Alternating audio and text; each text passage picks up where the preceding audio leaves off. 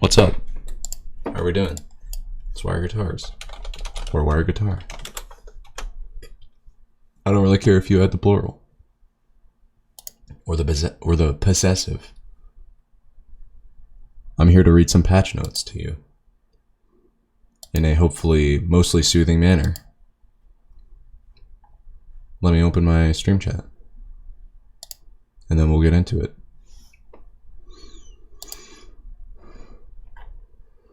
Fantastic. Here we are. This is 7.27b. This is the second lettered patch in the 7.27 series. Presumably this will have a significant number of hero changes. And given the fact that I see a hero changes tab and a big scroll bar, I'm going to assume that my assumption was correct. I'm going to assume my assumption was correct. Nice redundancy there, Wired. Anyways, to start us off, we do have some item changes. Most of these, I believe, are insignificant, but there is a big change. So the general changes, this is still in the item changes category, I assume, because it affects the items, is that the following items can no longer be disassembled. And those are Abyssal Blade, Mjolnir, Silver Edge, and Solar Crest. To be honest, I didn't even know that any of these items were disassemblable. It goes to show how much I build the items. Although, to be fair, disassembling these items is probably not something you'd be doing in, like, nearly any game. I just can't see any situation in which you'd want, like, a Maelstrom and a Hyperstone, for instance. I don't know. If you build Mjolnir and you're suddenly like, wait, I need an Assault Cuirass instead, and then you disassemble it and then you have your Hyperstone. I don't know. That just doesn't really seem like a thing that would ever happen. So cool. I guess you can't disassemble these items anymore. And then the category known as item changes encompasses Echo Saber being an item that you can now disassemble. I'm trying to think of any situation in which that's relevant. To be fair to Echo Saber versus all the other changes, or all the other items that were made undisassemblable, Echo Saber builds into an Ogre Club and an Oblivion Staff. So it is possible that you build an Echo Saber for, like, say, the mid game, and then say to yourself, you know what? I don't really need a Silver Edge, and this item is starting to fall off. This Echo Saber item that I bought is starting to fall off. So now let me get a BKB, and you can get your BKB 1k gold quicker. I can't really think of too many instances in which that would be the case, but I suppose that is possible. So, cool story, bro. You can do that now. Ice Frog's got you. Veil of Discord cannot be applied on invulnerable units. That's just I don't want to say it's just, because it is strict. It's strictly a buff, but it's more of like a quality of life buff, wherein I'm gonna think about like what invulnerable entails, but maybe this means that you can cast it on heroes that are considered. No, I was gonna say you can cast it on heroes like Puck when she's when they're phase shifted, or like ODS or imprisoned heroes, but those are considered hidden. I think those kinds of heroes are considered hidden or like removed from the map. I think invulnerable in this case means like Naga Siren, ulti, although I don't even know if that gives you invulnerable status anymore technically, because like Darkseer still Darkseer's Q was changed a while back to affect those units.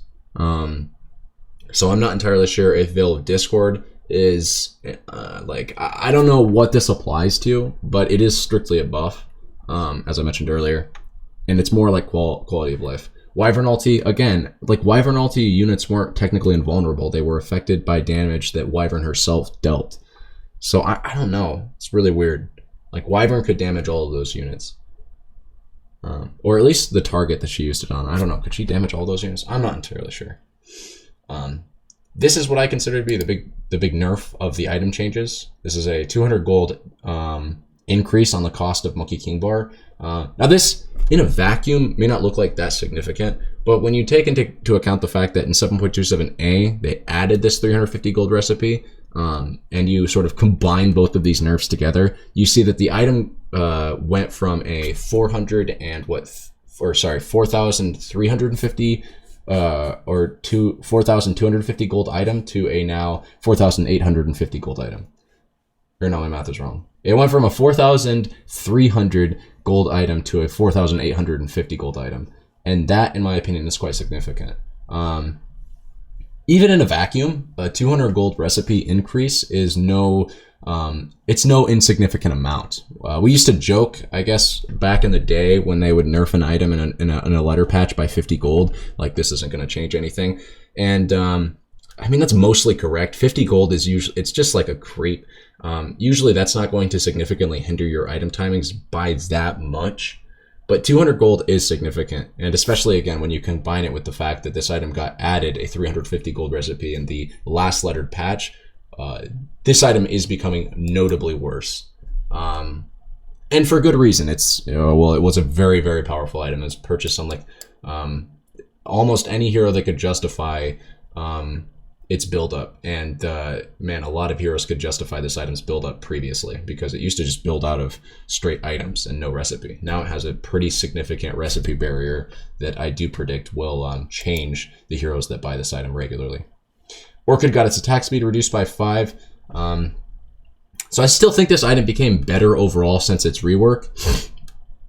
And for those that don't know, its rework consisted of reducing the recipe cost of the item significantly by 400 gold. Again, like this item got added a 550 gold recipe. This item got its recipe buffed by costing 400 gold less. So this item became significantly more powerful when they did that. But side note, when they did that, they did reduce some of its stats that it provided, which were the mana regen that it provided by 1.5, as you can see there, and the intelligence that it provided by 5. Now they're reducing the attack speed that it provided, or provides rather, by 5. And like the item is becoming noticeably weaker for the stats that it provides, but it's still quite strong, I think. And we will still consider, or still see people pick up Orchid. Which isn't to say, by the way, that like we won't see people pick up Monkey King Bar anymore. But I'm just saying this nerf, in my opinion, is way less significant than this nerf. It's just my opinion. Take it for what it is.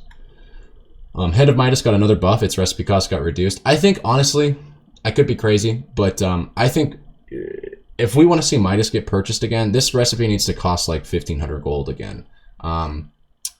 Or the item needs to like receive like a significant and drastic change in its functionality, because it feels like currently the reason that you'd buy Midas, which is for like I want to farm or whatever, or like I want to scale, like I want to buy an item that doesn't really give me anything technically, like I want to sink my gold into something that's an investment rather than an item that gives me immediate on-demand stats. It's kind of like you could just buy Meteor Hammer for that, and then suddenly you have an item that is an investment, right? Meteor Hammer is in fact an item that you buy to make more money because you blast creep waves away. But in addition to that, Meteor Hammer gives you very, very efficient stats, right? For 2,350 gold, which is the same cost as a Midas, by the way. It's I guess 150 gold cheaper. You get +8 to all stats. You get your mana regen problems mostly fixed. You get your health regen problems mostly fixed.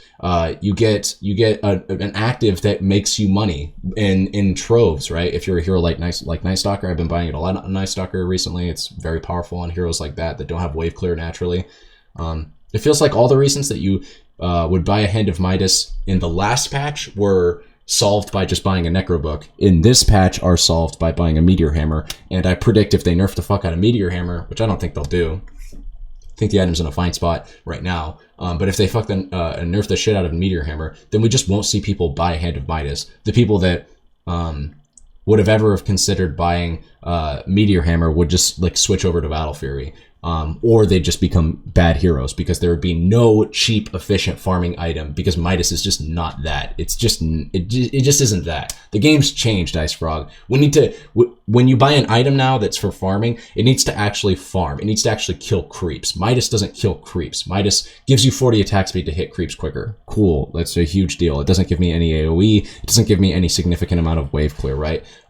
Meteor Hammer does give wave clear. Necro Book does give wave clear, or did.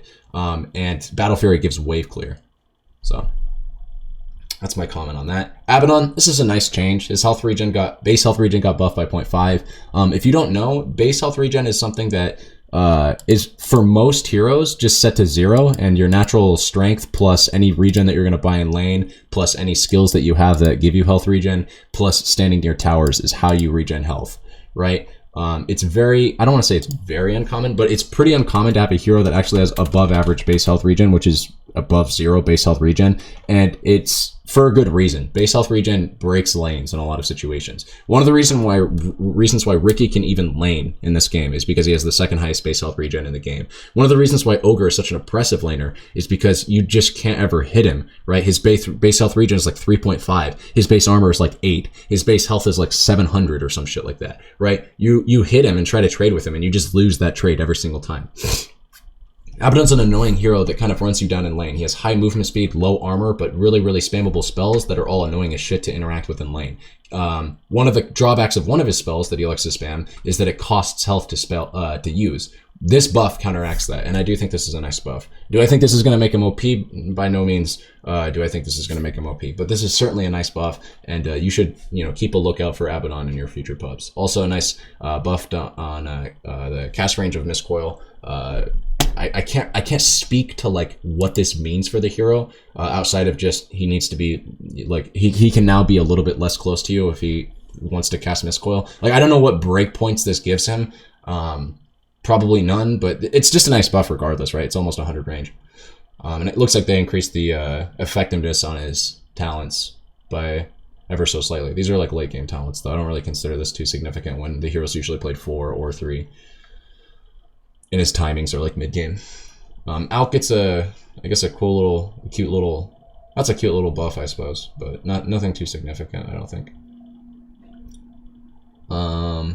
I mean, the diameter goes up by 100, right? So the overall range that he's stunning you when he throws out his AoE unstable concoction stun is a little bit bigger, but I don't think that's like significant enough to push him into OP tier.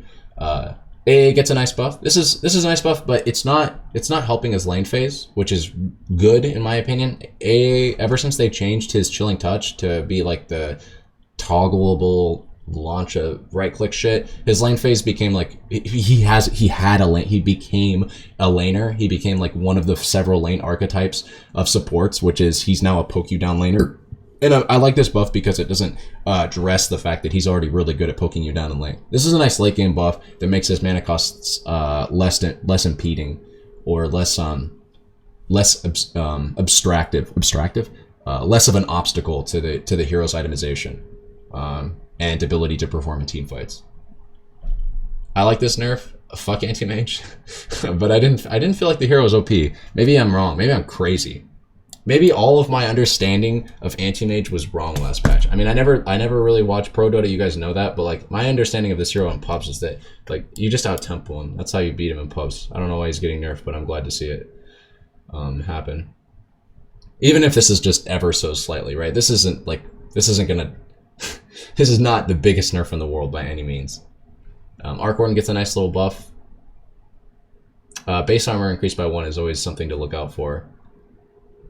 I mean, this does increase his base damage by 1, and just ever so slightly increases his damage gain. This is again, I read this in the same vein that I read the anti-mage buff. Like, the most significant aspect of this change, in my opinion, is the base armor going up by 1. Streamed and stomped with it must be good. Are we talking about streamed with Arc Warden and stomped with it? Well, Arteezy is really good on Arc Warden anyways. Axe gets his kill threshold increased ever so slightly in the later stages of the game by 25 and 50 on his Culling Blade. I don't see that breaking the hero, but that's kind of cool. And he gets his attack speed talent at level 10, and then his level 15 talent becomes the attacking procs counter helix. Interesting. But this does mean that he doesn't have a strength talent at level 10 available to him anymore, so they're kind of pushing him into that core role. Like, I mean, he was always like a 3, but this makes him even more of a 3, right? Like, he's much less now, in my opinion, about the blink call every 10 seconds in a team fight. Now he's more about, like, the first blink call you hit, you're going to be a significant damage contribution into why you get the kill. And that's going to be because you're probably taking this attack speed talent. I think he has a mana regen talent to contest that at level 10. But I'm pretty sure you take the attack speed talent now. I don't know, attack speed's like not bad on Axe. Axe has a really strong strength gain, and it's not hard to build damage on the hero. Like, you build Blade Mail, that just naturally gives you damage. And then like, you get Phase Boots, or if you get Treads, but you're probably getting Phase Boots, that gives you damage. Like, Axe actually does quite a bit of damage with his right clicks in team fights. Just naturally. Remember when Axe didn't even deal damage? No, I mean, yeah, but now Axe does quite a lot of damage with Culling Blade being pure, or no, wait, not Culling Blade, with Counter Helix being pure damage and shit. Anyways, Bane gets a nice little slap on the wrist here. It's ever so slightly, but like, you know, 20 health does mean something, right? 1 attack speed does mean something. A little bit less intelligence for spamming your spells does mean something. Same thing with this Brain Sap nerf. Ooh, actually, this is the big nerf. Is a 20 mana cost nerf on the rank 1 of Brain Sap. That's gonna really hurt the hero's landing phase. And what sucks about this for Bane, I mean, it's good for, I guess, offlaners like myself, but what sucks about this to Bane is that this is what Bane shines at doing. Bane shines at going into a lane and casting Brain Sap on heroes after he's traded enough HP away very efficiently, might I add, because Bane has high base armor, high base damage, high base movement speed. And he likes to just do this. Like, he just likes to go into a lane, right click you a bunch, Brain Sap his health back up, and this makes it more difficult for him to do that. So, pretty big nerf to Bane in my opinion. 20 mana is not something to scoff at. We've seen heroes like exit the competitive scene because of 20 mana cost nerfs on spammable spells. Batrider. I read this, I guess a side note, I did read this before I turned on the stream, and I was kind of disappointed by this. So his agi gain goes up by 0.3, that's like, whatever. Like, I'm going to attack a little bit quicker now, maybe at level 10 or level 15, and I'm going to have like maybe 1 more base armor. I could even do the calculation right now, but yeah, you'll probably get like 1 more base armor for the mid game, but I think overall this change is a nerf. Wait. Maybe not. I don't know, that level 15 talent change looks pretty sick. Maybe I'm crazy. You're probably still taking the health. I don't know. This looks cute, but this looks like a nerf to Batrider wholesale. It probably also solidifies maxing Sticky Napalm first. I don't know. This ability just, like, first of all, this is a nerf. Don't get me wrong. Having the turn rate slow reduced to scaling up to what it previously was is a nerf. But this also kind of makes you think, or makes me think that like you're pretty much always maxing Sticky Napalm now, especially that you can't especially now that you can't cut creep waves at least pre 5 minutes. I just can't see a situation, since as Batrider you're supposed to, you have to kind of engage in the lane. This kind of just makes me think like you have to max this ability in lane. Then Flaming Lasso got a buff on its Ags, whatever. 100 target range increase is nothing to scoff at. Like, this ability will start yanking people now, even if they split apart. I think the Ags is getting to the point where like I think it's a very considerable pickup, but I don't think this is enough to offset this nerf. Because Sticky Napalm was one hell of an annoying ability to deal with in lane, and this makes it less annoying. Same with the cast range nerf that they were applying to him a while back. Like, those nerfs put together now just make this ability like much less attractive as a lane dominator.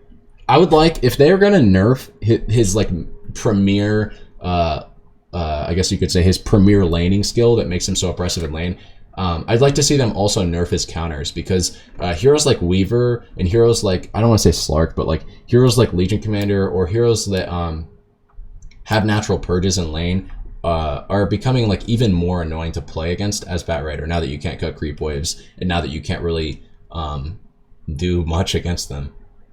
But yeah, like this, the reason I say this is a cool buff is just because it interacts with all of your spells, and Batrider does a fuck ton of damage. Like, see, people will sleep on this on this hero's damage, even in the mid game. I'll admit in the late game it's a lot more difficult for you to do your damage, because like your damage it requires a lot of setup. You gotta like napalm targets, but like in the mid game you can pretty reliably. I've said it before, like a good example, or sorry, a good symbol or a good indicator of a good Batrider is one that stays on the outskirts of fights and throws napalm on people constantly, because like that's how you're doing your damage. And this is like, this reads as a plus 10 damage to Firefly's damage per second per napalm charge, plus 5 damage to your auto attacks per napalm charge, plus 5 damage per napalm charge to your flame break, plus 5 damage per second to Flaming Lasso. Like, this is a lot of extra damage that you might not know if you don't play Batrider a lot,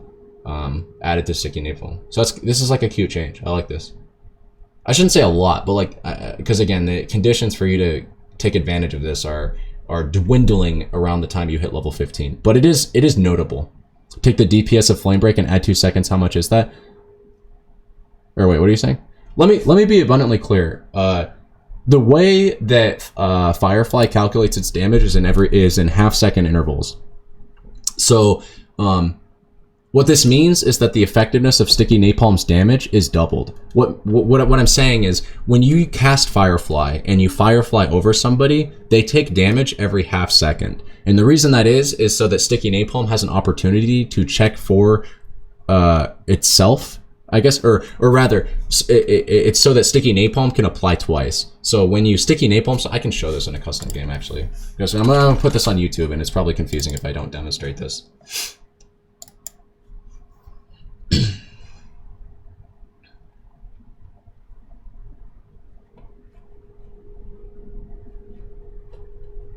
Because I could put my headset on. Ah, fuck it. I don't need sound. Take the DPS of Flame Break and add 2 seconds. How much is that? You should never take the Flame Break talent. Well, you never used to take the Flame Break talent. Now you might take the Sticky Napalm talent. I mean, 250 health is a lot of health.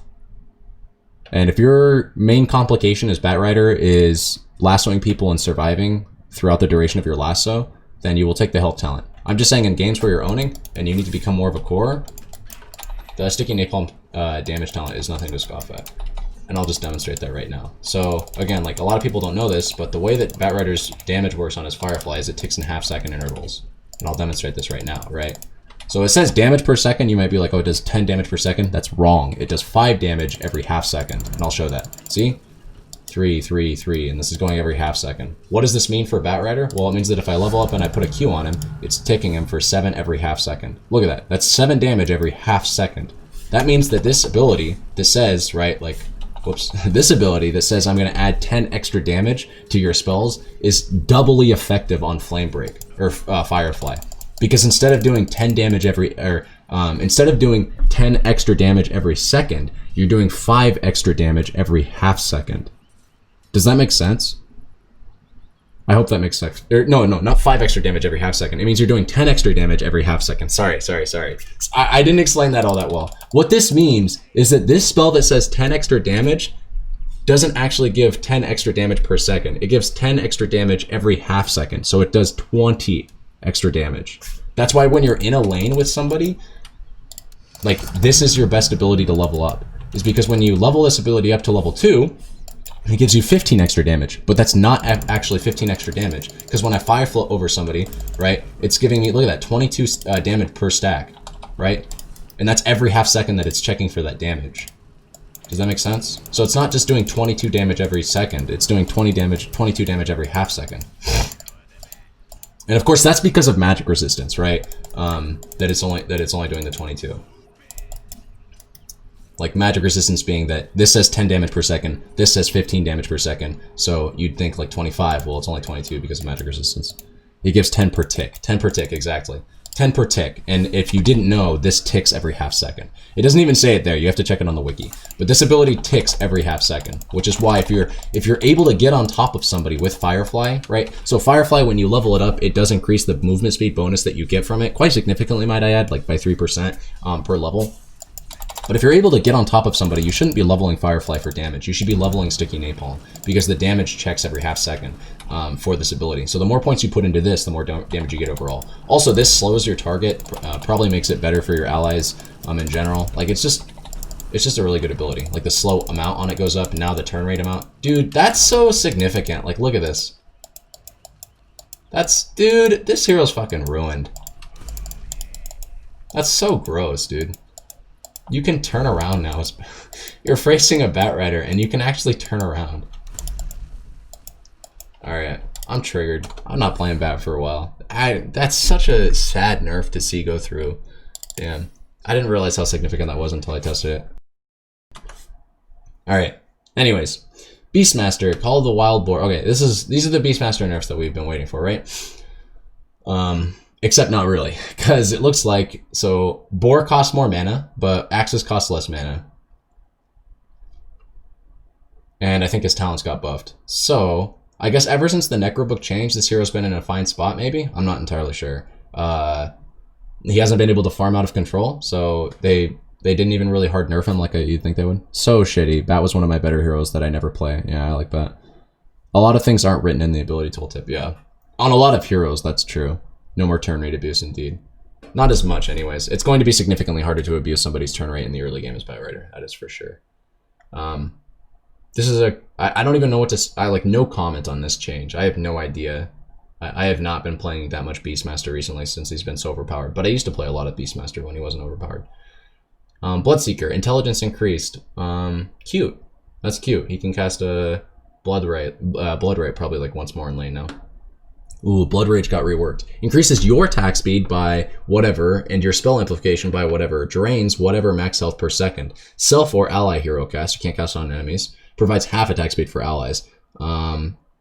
Wait.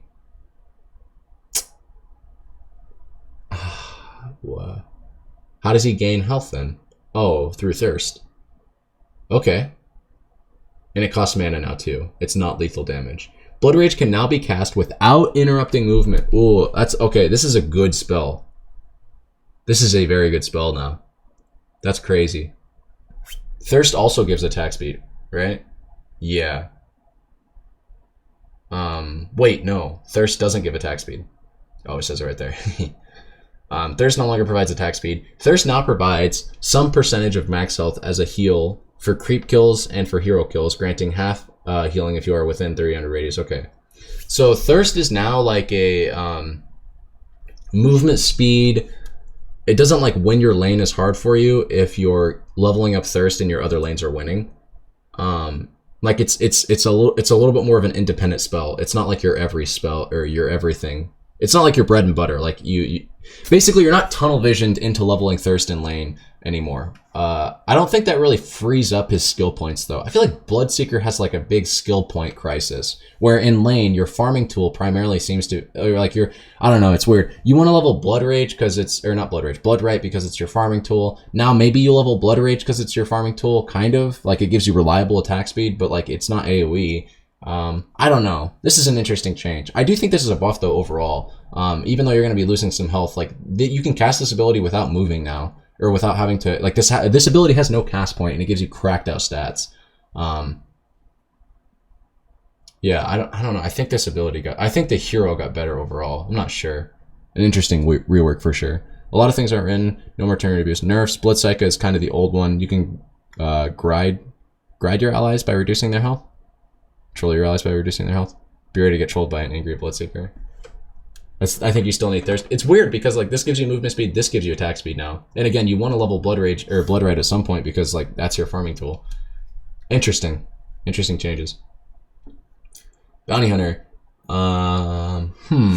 Interesting. They buffed his mana regen by 0.5. Bounty Hunter had a tendency, I think, to have mana problems no matter like what he would do in lane. If he would skill Shuriken early, or if he would skill his like if he'd go 0, 2, 1.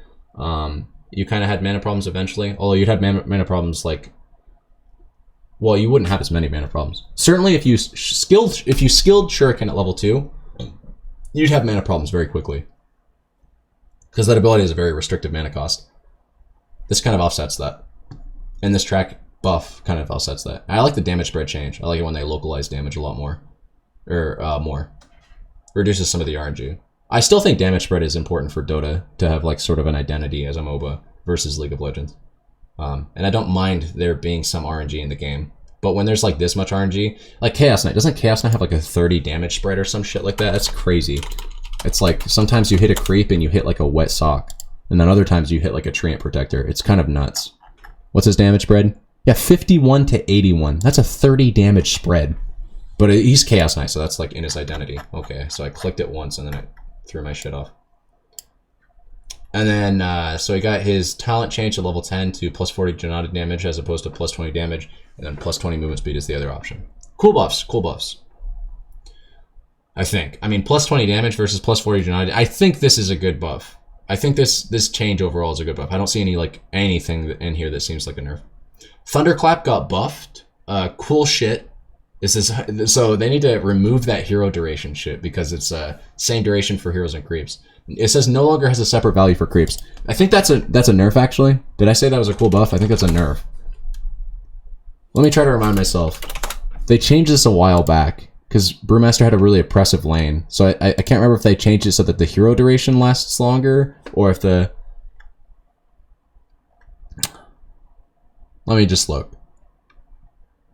Thunder. I'm just gonna type in Thunderclap.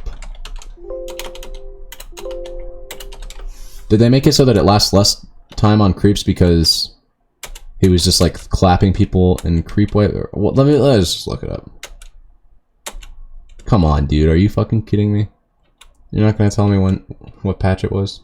So the slow duration used to be 5 seconds. It doesn't. I'm not saying anything about it on creeps. Okay. Well, it says it no longer has a separate value for creeps. I can't remember how long it used to last on creeps. Maybe it lasted 6 seconds. So maybe this is a nerf to the ability. I'm not sure. But we get into the more interesting changes. We've got mana cost reduced on Cinder Brew. This is a 50 mana. Whenever I see a 50 mana cost spell on like any hero, I'm just like, oof. You can cast that a lot of times in lane. The damage got rescaled, so it's going to do a little bit less damage early on, a little bit more damage later on, probably to compensate for the mana cost reduction.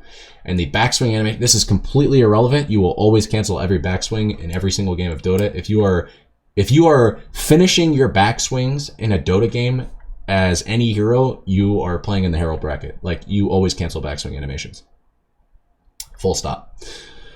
Primal Split, movement speed increased. Okay. Okay. These are some buffs.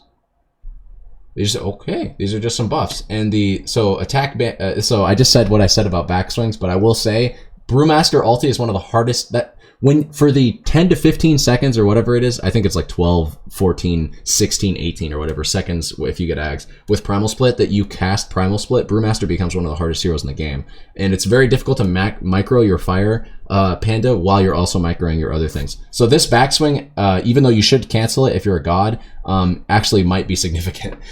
Watch me contradict myself after saying that like nobody finishes backswing animation times and then immediately say, this is actually kind of a nice buff because this is a hard backswing to cancel because of the skill requirements of the hero outside of microing his fire panda. This is a really nice buff to Brew. Like they made Primal Split, they made his level 6 even stronger, and that is saying a lot. Whew, the Brood buffs too. That's crazy. Okay. Brood, 0.4 agility gain. This is Pog. Give her 3 extra base damage, and I will officially say that Broodmother's laning phase is tolerable.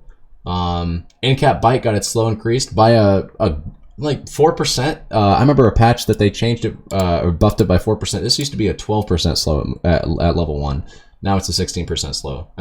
Or no, not 12%. It used to be like 8% or some shit. Now it's 16%. That's pretty cool. And then Spiderlings got their health increased by 40 and magic resistance reduced by 15. I think that's a buff because because of pure damage and axe call and shit like that. They just get a little bit tankier against things that they previously weren't as tanky versus, even with the magic resistance. I think this is a nice Brood buff. I don't know if this is enough to push her back into the offlane though. If anything, Brood's spot seems to be like firmly in the mid lane now, such that this will just make her a more oppressive mid laner. But whatever. Any Brood buff is a good buff, right? Centaur. Retaliate no longer has an active component. Okay, so the history of Centaur Warrunner. This ability used to not have a passive component, and it literally was just like it literally was what Blade Mail is now, where it's like you attack Centaur and you just take a bunch of damage based, I think, on partially on his strength and then partially on the damage that you dealt. Or maybe it was a flat amount plus his strength. I don't know. Now it's kind of back to that. It now also returns 35% of your strength as damage. Yeah. So now it returns strength as damage. This was literally... So they just turned this ability back into what it was. Reduce the base damage. And now it does half damage to towers instead of full. Okay. You think Centaur... I didn't say Centaur is better. I'm just saying they changed this ability back to what it was. Its cooldown got reduced on Double Edge by a second. That is a 20% reduction. Just to keep in mind, like these are not insignificant changes to low cooldown spells. Double Edge is, I mean, you're not going to be doing damage with your right clicks as much anymore, so I guess this is probably to compensate. Hoof Stomp got its cooldown reduced significantly early on. 7 seconds is a lot, and 1 second later on, so now he can do things like Blink Stun very, very much more reliably in team fights. The damage got increased a little bit at early levels and later levels significantly. Jesus, look at that. That's 80 damage increase. The stun duration got rescaled. It's just worse. This is strictly worse. Okay, at all levels. and the mana cost got reduced, so it's a little bit less restrictive early on. Interesting changes. Almost feels like a rework, but they didn't change any of his abilities like so significantly, I guess, beyond Retaliate, that I feel like this considers or warrants the term rework. I don't know, it's kind of a rework. Interesting changes to Centaur. I don't know how this will pan out. I don't even want to say that they made his early game better, because Retaliate was a big part of his early laning phase, I feel like. I'm not sure. The cooldown and mana change for his abilities is crazy, though. I don't know. 15 mana cost reduction. This ability was really restrictive in the lane. Centaur is like one of the worst int gains in the game, I think. He always felt like that hero that you cast 2 spells on and you don't have any mana. 2 Hoof Stomps and you're out of mana. Although, to be fair, he didn't really have any spells that cost mana besides Hoof Stomp. But yeah, his int growth is 1.6, I guess. That's not the worst in the game, but that's pretty bad. And his base mana, his base int is 15, which is pretty fucking low. He has like, what's his base mana? His base mana is 255. So, old Centaur, you'd cast 2 Hoof Stomps and be out of mana. Now it's like you might be able to cast 3 Hoof Stomps in lane. Interesting changes to Centaur. I don't know. I don't play enough with the hero, though, to tell you about him. Chaos Knight now has a 30% chance to proc instead of using a cooldown. Okay, so this is better for him for sure when he gets some attack speed. Interesting. I just said that I think that Dota... Didn't I just say that I think Dota needs some RNG in it to retain its identity as a MOBA? Separate it from League of Legends? It's Chaos Knight, though. This is the premier RNG hero. I think this is a buff overall. I think this change alone is a buff to Chaos Knight. It's a buff to his mid game. Could be wrong.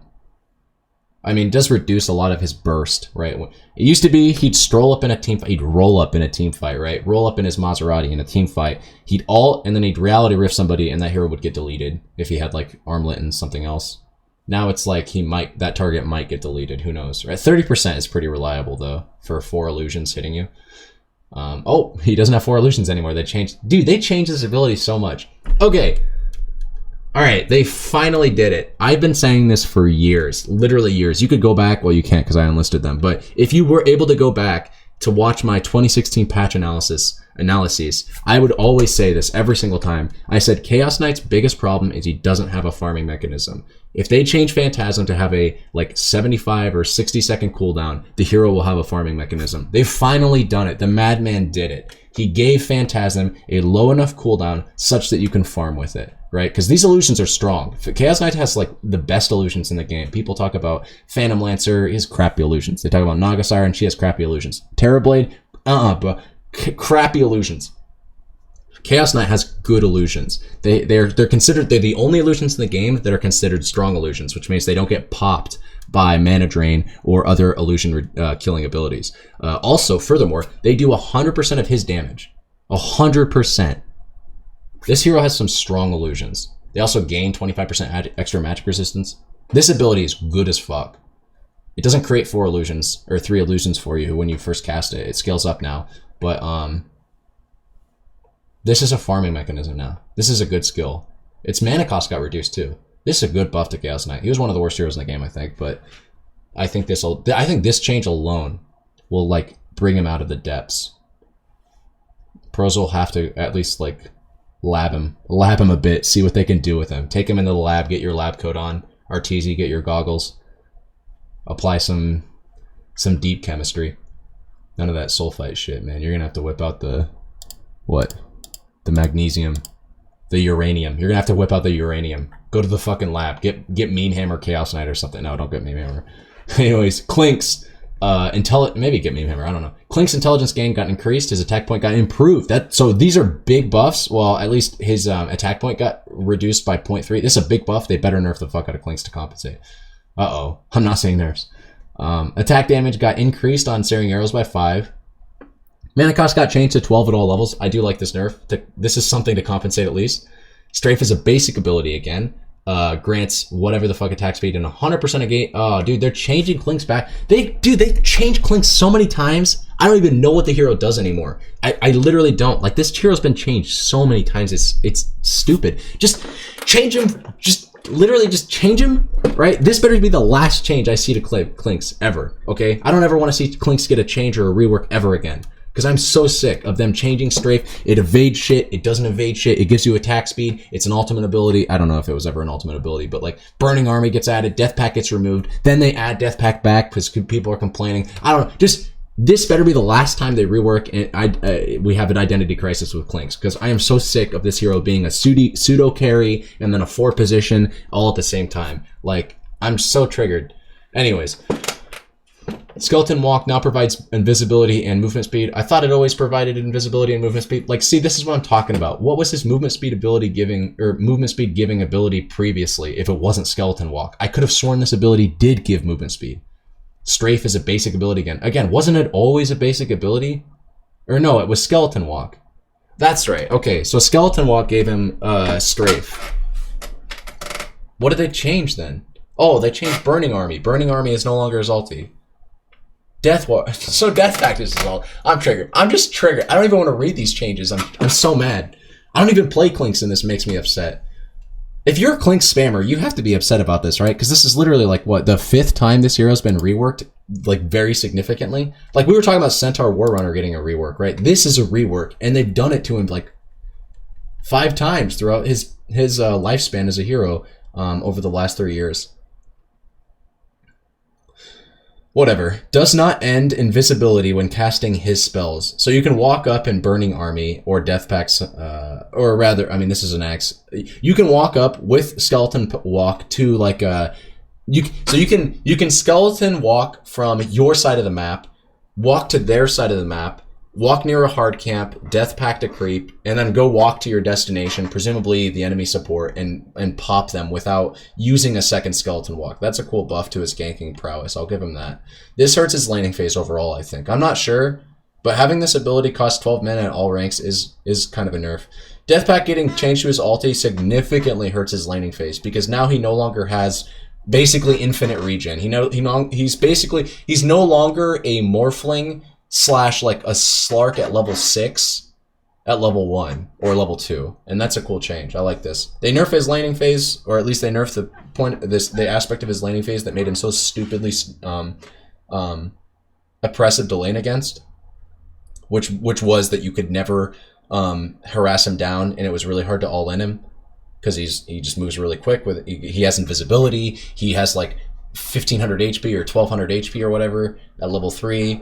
I like these changes, but I really hope they quit reworking him, because man, it's getting hard to keep track, dude.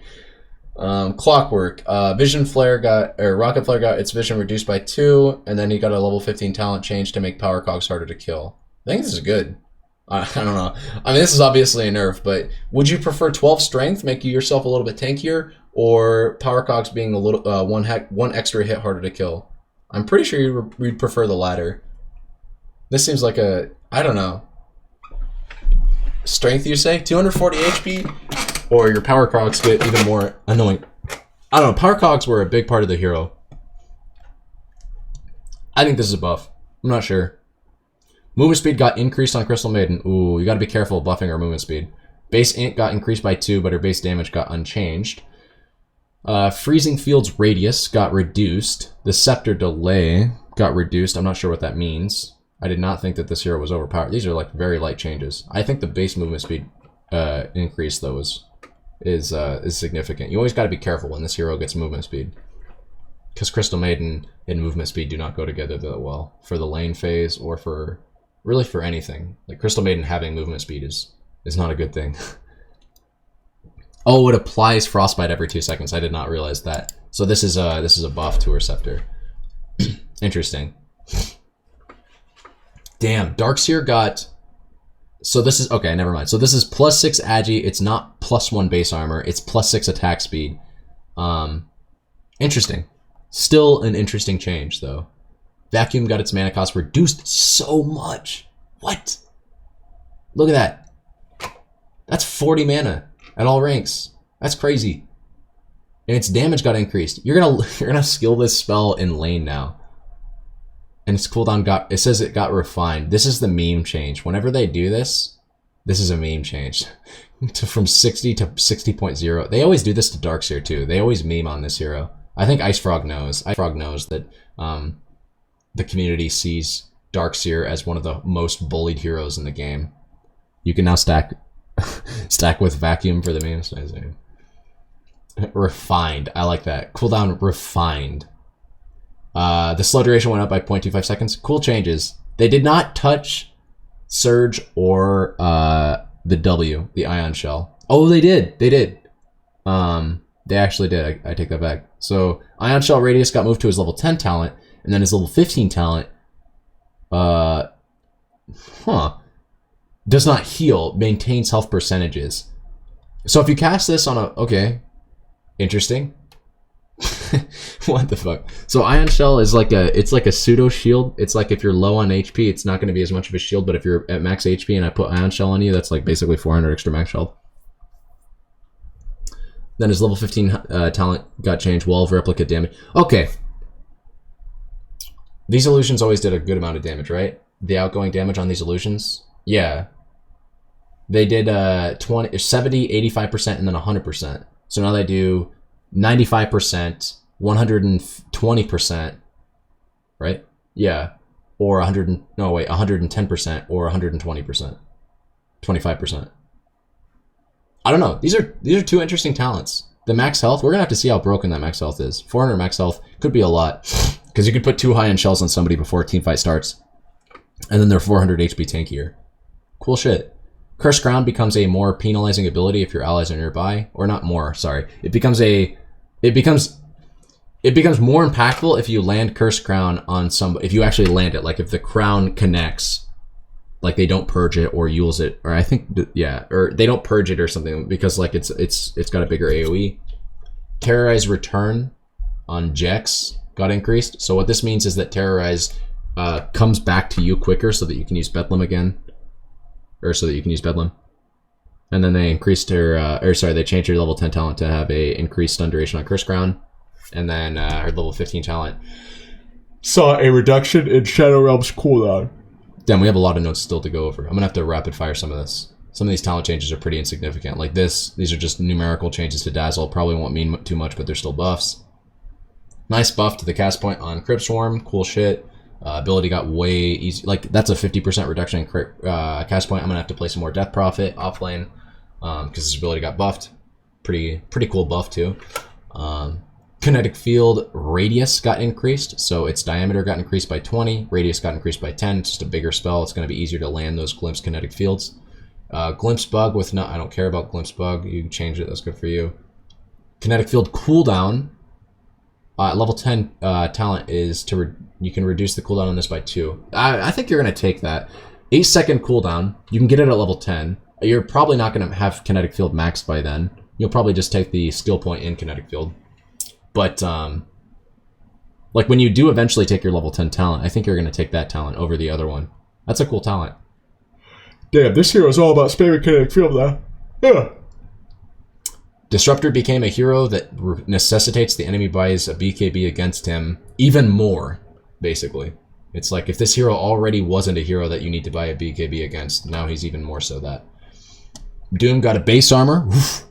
That's a crazy change, because Doom is historically never had base armor. Now he has 1. This is a 5% increase to the physical damage mitigation that Doom sees in lane. That's a good buff. Devour Gold got increased quite significantly early game. The regeneration got reduced by 1. I think the gold is worth it though. Doom is always about like his item timings. And that is even more so applicative in lane, where it's like you devour the first range creep. Once that gold connects, then you're getting like maybe you're getting a windlace, maybe you're getting your stick or something, just something that helps you survive in lane better. I think this is preferable to 1 health regen. It could be crazy. Hopefully the 1 base armor offsets any damage that you would have previously been able to regenerate. Just a nice buff to devour. Backswing animation, you're going to cancel that. Level 10 talent. So you no longer have Scorched Earth damage. You have either movement speed or doom duration. Interesting. I think this is... I mean, I read this as a nerf to his level 10 talent, because he usually took that Scorched Earth damage talent, and that was not nothing, right? Plus 16 damage to Scorched Earth. That's not a level, but it's like 2/3 of a level in terms of its damage dealt, and it helped you clear creep waves. But now I wonder if you just go Meme Hammer on Doom, and then take maybe the Doom duration or the Scorched Earth movement speed talent. Level 15 talent change from score through. Okay, so now you get 30 damage at or 120. I think you're always going to take 120 Devour bonus gold. 30 damage is a lot of damage, though. That's 2 levels. You could gain 2 levels worth of damage in Scorched Earth or 100. How do you pass up 120 Devour bonus gold, though? You'd have to be feeding out of your mind to not take that talent. Because if you don't know, Devour bonus gold only ticks when the ability fully completes. Like when Doom's fully digested the creep is when you get the gold. So if you're respawning, devouring, and then just dying on cooldown, then that's when the talent doesn't really see much value. That's a lot of damage, though. I think you will actually take Doom Duration a healthy number of times, because Doom Duration is nothing to scoff at, especially when you hit level 20. The ability already lasts 16 seconds. You could turn it up to 18 seconds. It used to be like the situations in which 2 extra seconds, or I guess it used to be 3, right? Yeah, the situations in which 3 seconds ever makes a difference on that ability is like insignificant. But now that it's paired up against a 13% Scorched Earth movement speed talent, it's like, well, it's not competing with one of your best talents. Although Scorched Earth movement speed isn't nothing. That's a lot of movement speed. I don't know. You're probably going to take the movement speed because this ability gives 15 movement speed. You could just ramp it up to 28% movement speed and make yourself cracked out. I think you'll probably take the movement speed. I'll be playing Doom. I like Doom a lot. He's one of my favorite heroes for sure. I think he's like my 4th or 5th most played hero. He's one of those heroes that I don't think people often associate with me when they think of me on YouTube. If you think about me on YouTube, right? I'm fucking Lovey or Andy. But people think I'm like a Broodmother or Spirit player, but recently I've been playing a lot of offlane, like not as much Enigma anymore, but Enigma's like my 3rd most played hero. You know, Doom, one of my most played heroes. Been playing a lot of Night Stalker, been playing a lot of Sand King. Those are heroes I really like to play. Base damage spread, consolidation. She got a movement speed buff by 5. Base armor. These are nice buffs to draw lane phase. What's up, Jake? How you doing? Earth Spirit gets his base strength increased by 1. I think this includes his base damage, so that's a nice buff. Collision radius increased. Damage rescaled. To be better in the late game, though. Enchant Remnant now allows him to target himself, and you can kick yourself. What? What the fuck? What are they? This is some weird shit. What am I looking at? You can just turn yourself into a rock and kick yourself. That's some weird ass shit. All right. All fucking right, dude. Crazy. Well, okay, look. We'll go over the really significant changes first off, okay? A base strength increase by 1 on a strength hero. It means 1 extra base damage. I think Earth Spirit's base damage was already very respectable, right? Wasn't it like 55 or 56? You type in Earth Spirit, and for whatever reason, you get ads for like a store. There's a store called Earth Spirit somewhere in like Delaware. No, it's in Denver. Yeah, okay. Base damage on this hero is 46 to 56. I think that equates to like 51 or something like that. But now he has 52 base damage. With the Quelling Blade, I'm playing Earth Spirit offlane. I'm gonna do it. I don't even care what my team says. I'm just gonna try this hero offlane, and I might buy Ags. If I'm having problems surviving in a team fight, I'm just gonna buy Ags. This is a nice damage buff on his ulti though. Level 16 ulti now does 20 extra damage per second. I mean, it does 10 less damage per second early game though. They probably sell crystals and essential oils. They probably sell some holistic medicine and shit like that. They test it. I might have to test this in a lobby. Fuck it. I'm gonna test it. 1 second. We're on Earthshaker next. Okay, I promise. I just need to test this. These are the real patch notes. Okay, this is why you come to my stream, right? Earth Spirit is a fine offlaner. Well, he just got more fine, motherfucker. All right, Ags. Oh, they changed Ags to not have the breaking thing anymore. Probably because they were just doing it to promote their shitty game. Oh, okay. So you can only kick yourself in the direction. Okay, that's interesting. Like okay. So that makes the ability a little bit weird, that you can only kick yourself in the direction, right? Like, I can't kick myself. I can't. This is weird. This is weird for sure.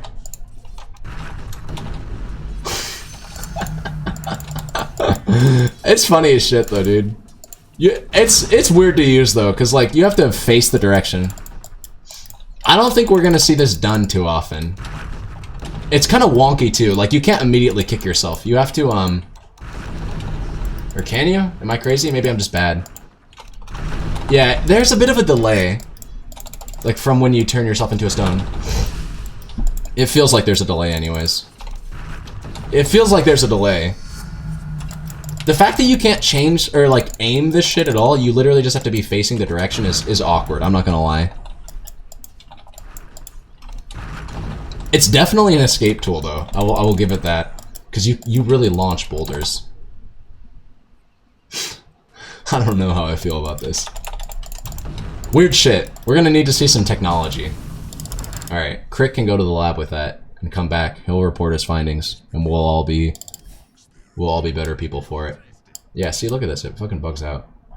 Alright, scroll down to Earthshaker. Fissure duration got reduced to scale up. That's cool. Fissure always used to be like one of those abilities that if you hit it in the right spot early game, it just ruins somebody if they can't get past it.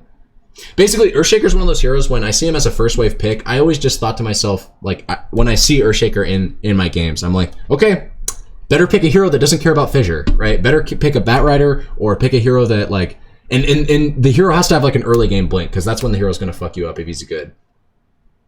Like, people always complain Earthshaker doesn't have a lane phase. You're probably picking Earthshaker in bad games. Don't pick Earthshaker with, like, PAs or heroes that have, like, bad lane phases. Pick Earthshaker in games where, like, your team needs... All they need is, like, you know, Fissure to just shit-wreck some kids, right? In lane, right? Pick Earthshaker with, like, Monkey King against, like, a Sand King. And GG, right? Go mid, miss Fissure, out of mana, repeat XD. I don't know. I'm kind of happy to see... I always like seeing this hero get nerfed because I fucking hate Earthshaker. He's always been... Historically, he's always been one of my most hated heroes. I've said this about Storm Spirit too. I hate both Storm Spirit and Earthshaker. Those heroes just like... I don't know. They seem weird probably to hate on, but like... I just do. I hate those heroes. Elder Titan got a base strength increase by 2. So this increases his base damage. Elder Titan, I think, already had pretty respectable base damage. I think it was like 56 or something. Now it's like 58. Or some shit. Let's check. Or am I crazy? It's 47 to 57, so actually that's like 51, kind of like Earth Spirit or something. Or like 52. Never mind. Base damage is pretty if. Why are you picking Shaker 5? Pick it as 4. Well, yeah, sorry, you pick it as 4. I'm just saying, regardless of whether or not you're picking him to combo with your safe laner or off laner, you pick him when you have a strong lane that only needs, like, when you have a hero that's very self-sufficient, like, in terms of the damage that they provide, such that all they need is, like, some critical, here's a good example, right? Pick Earthshaker when, like, you have an offlane DP, right? Or when you have, like, a safe lane Monkey King, right? Where all those heroes really need is just, like, time to hit the target, or time to sit on the target and just suck their life out of their goddamn bodies. The hero excels at at enabling other heroes through Fissure and lane, but now not so much because the duration of the Fissure itself scales up. Playing the full channel animation, so this was a bug. It kind of psyched you out too. Astral Spirit return speed got increased. I don't know if this is a buff or a nerf, because sometimes you would want it to go slow because, like, you'd be able to abuse the cooldown with the buff. No longer refreshes the current buff when a new spirit is cast and returns when the previous buff expires. So wait, it doesn't refresh it, so then what does it do? Does it just add on to it? So now you can cast Astral Spirit, run the spirit super far away, and then by the time it returns to you and the cooldown on Astral Spirit is low enough that you can cast the ability again, can you cast another Astral Spirit, immediately consume it for 2 buffs at once? Is that what I'm interpreting here? I think that's what I'm reading, and that's pretty crazy, if that is the case. Opposite, it says it doesn't stack. No, it says it doesn't refresh the current buff, so that means it does stack? I think that's what that means. It doesn't refresh, so what does it do instead? It must stack, right? If it doesn't refresh, then it must stack? Or are you saying that it just, like, goes opposite to what I said? Okay. I used to play a lot of Storm too. I don't think I used to play a lot of Storm. I think I have like 30 games on the hero, maybe. For somebody that's got like, I've got like near 6,000 matches on Dota. I don't think that really counts. I know I used to play a lot of Ember. Ember used to be a hero that, like, he was one of my most played way back in the day, and I had like a 45% win rate on the hero XD. Speaking of Ember, got a little nerf, a little slap on the wrist. I like to see that. Fuck that hero. Enchantress gets a 0.2 increase to her int gain, combined with a turn rate improvement, and a Scepter increases attack range. Okay. It used to. Used to do that way back in the day. That's all it used to do. What does Enchantress's Scepter do now? Remember when this Scepter literally gave you just a Hurricane Pike? It was like Scepter and Hurricane Pike did the same thing for Enchantress, and you would just buy Hurricane Pike. Not Hurricane Pike, well, this is back before Hurricane Pike even got added into the game. Oh yeah, Scepter gives Sprunk now, that's right. Forgot about that. Cute. Enigma. Are we gonna see some Enigma buffs? Yes. Ooh, cool buffs too. So Malefice does more damage. Period. It just does 10 more damage, then 5 more damage, then the same damage. Oh wait, and then 5 less damage. Wait. Is this a buff? I don't know. It's a buff to level 1 Malefice. This is a buff to his level 2 prowess. This is a buff. This is a buff because Enigma's lane phase was always something that was like sleeper strong. Level 3 Enigma was a strong hero, and this makes him even stronger because you have 2 points in your W and then 1 point in your Q. I think this is a buff. I read this as a buff. Now let's check his talents. Midnight Pulse duration. Ooh. What was the other? The other one is attack range. Now it's idle on health.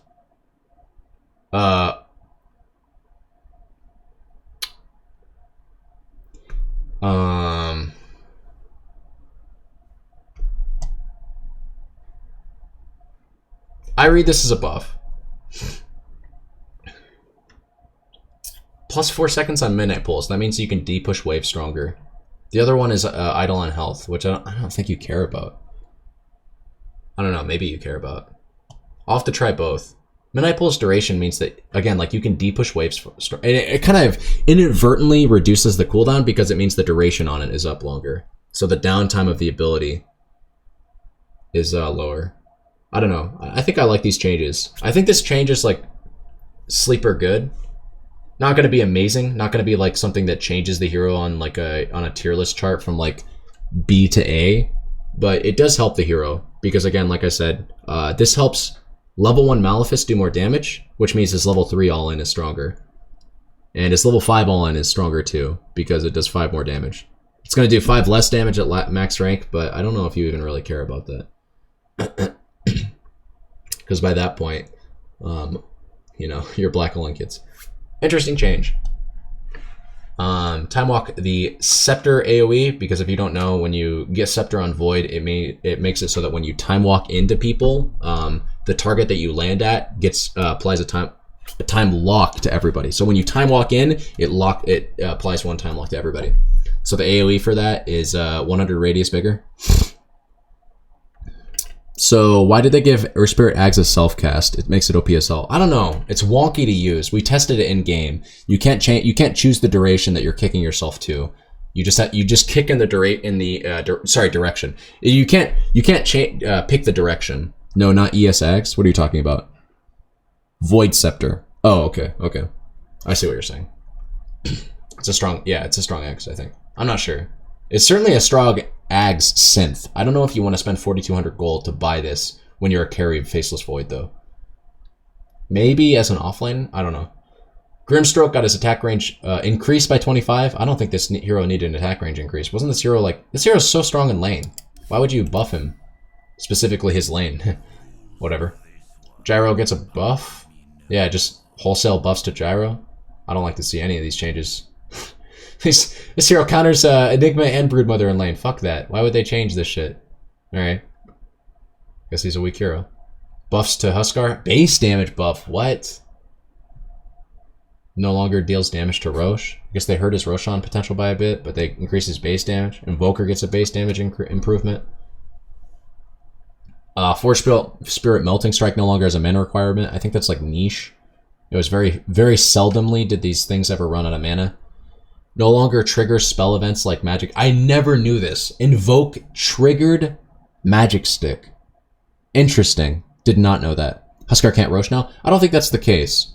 Because Roche always had a high amount of magic resistance. Like, I don't think Life Break was what was enabling Huskar to do Roshan previously. And the reason I think that is because, again, like, Life Break didn't ever, I don't think, do a lot of damage to Roshan. But, yeah. Q changes to Huskar. I think these are straight buffs. I think this makes his mid lane even more oppressive. Like, I read this base damage change alone as a strict buff to his mid lane. And then Invoker, like, you know, +2 base damage makes it easier to last hit. Forge Spirits have a lower base attack time, which means they hit quicker. Invoke no longer triggering magic stick means that you're going to get less stick charges against him in lane. What? Excuse me? I guess it doesn't really matter because you always are queuing things. So, okay, IO's base movement speed used to just basically be irrelevant most of the time because you're going to queue something and get that thing's movement speed. But he just gained 40 movement speed. So this means that if you're ever like running around the map and you don't have somebody with you, or if you're, I don't know. Again, like most of the time you're either helm doming a creep and sticking to that, or you're queuing somebody else. But for the times that you aren't queuing something else or helm doming a creep, you know, now you're moving 40 movement speed quicker. That's probably the biggest change in movement speed I've ever seen happen in Dota. Techies a while back, Techies received like a 30 movement speed change when I wasn't paying attention to the game. And even I thought that was crazy. But this is even crazier. 40 movement speed. Damn. Dual breath mana cost got increased at early ranks by 5. Nothing really to see here. This is weird. It used to be 135, 140, then 155, then 170. So 5, 15, 15. Now it's just 10 at all levels. This is a nerf, but it's also a consistency change, which I like to see. But it is a nerf. And a nerf to Ice Path too. Probably good nerfs. This hero is stupidly strong in lane. Jug. Omni Slash now provides plus 40 attack speed. His attack speed multiplier got reduced by a little bit. Oh, this is buffs to Jug. I don't like to see buffs to Jug. Fuck that hero. Maybe Jug is like one of my most hated heroes too. He's just such a vanilla strong hero. Has a BKB. Has an impactful teamfight ulti, has the ability to build most carry items in the game, just strong hero. Illuminate channel duration got reduced. So when you're standing there channeling Illuminate, especially when you're trying to go for the 5-second channel, it takes almost a second less time to get the same amount of damage. That's like a nice buff. Will-O-Wisp Flicker no longer drops your orders between each cycle and no longer prevents orders from being queued during it. So now, I mean, the spell is just as annoying to play against, but now at least when you're going to, this is such a, I don't want to say it's a small change, but like, you know, if you're trying to Euls yourself and you're double tapping Euls constantly, you're going to immediately queue it up. You're not going to have to continuously press it when you're flickered, basically. I think this is a cool change. It's like a very slight nerf. I don't even think a Keeper of the Light player is mad about this. They're probably happy. They're like, you know what, that was dumb that this ability ever did that to my opponents anyways. Kunkka, nice little small buff on his level 25 talent. Probably won't really change too much. Legion Commander gets a nerf. I think this hero was in a fine spot for like my level of pubs, but I know that she was getting picked a lot in the competitive scene. She's just a very strong offlaner, had a lot of different builds. She was strong against Quap. So her base strength gets reduced by 1, which means her base damage goes down by 1. She has a high base damage, so it does suck to see her. I mean, she's not gonna probably care too much about this. She still probably has a high base damage after this change, but that's 20 less strength or 20 less HP. That's, you know, 1 less base damage. And then Duel got a base damage increase on by 2 at rank 2, and then 4 at rank 3 of the ability. Probably won't change too much. Probably just to make the skill cleaner. By the way, there's leaked footage of China transporting Uyghur Muslims with blindfolds. Oh, shit.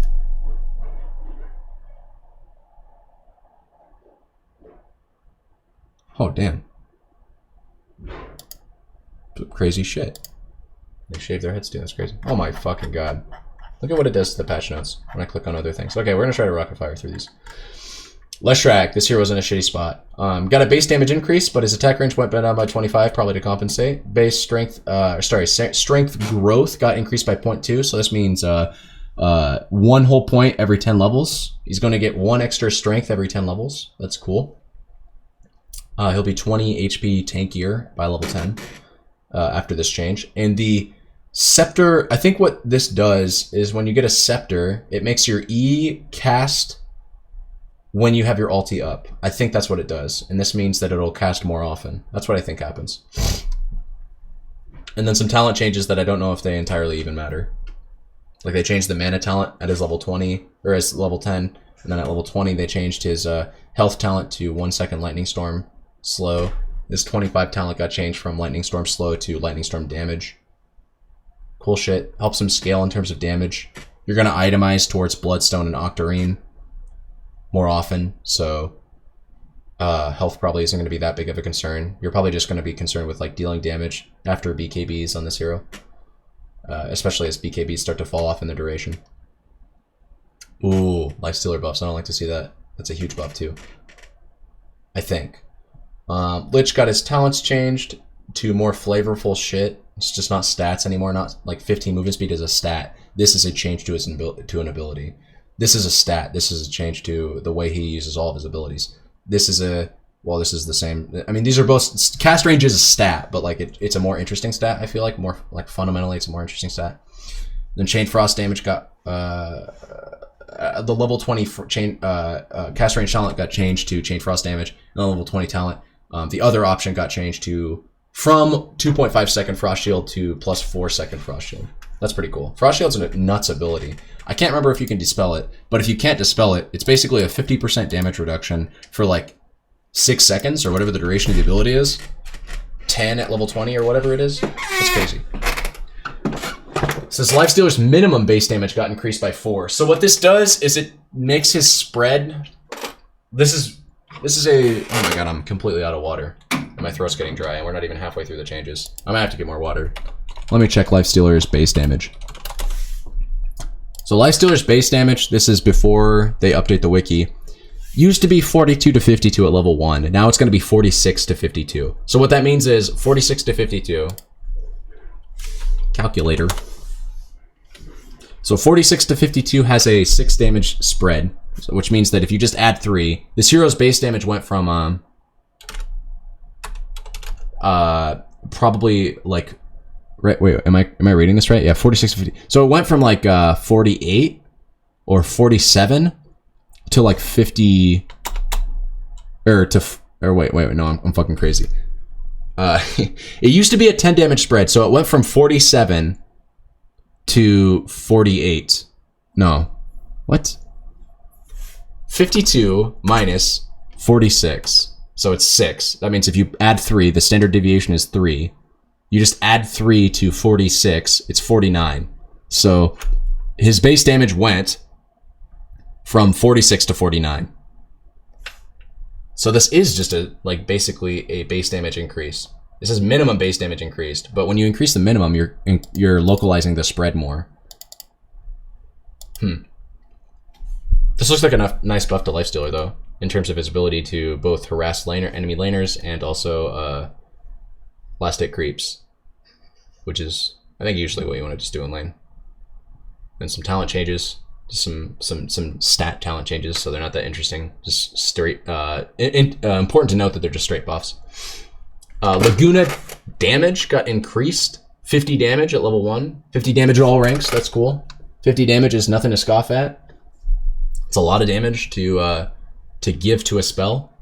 Even a spell like Laguna Blade that has, it's an ultimate ability, so it's not like you're going to be spamming this in lane. It's still like, that's a lot of damage. That this ability does 500 damage at level 1, right? Nothing more needs to be said about that, I don't think.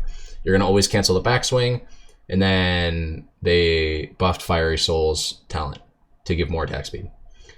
Lion has a base attack speed increase by 15, whatever that means. I think that means that he attacks slightly quicker, probably early game, and then also attack speed means more on him, I think is what that means. And then he got a base armor increase, so Lion's a more potent laner. And then some talent changes that you can read over if you're curious. Strength gain got reduced. Savage Roy is no longer duplicate cast on either target. That is unable to cast it, so if you silence one of the targets, it won't cast the ability, even if the other casts it and it's not silenced. These are just nerfs.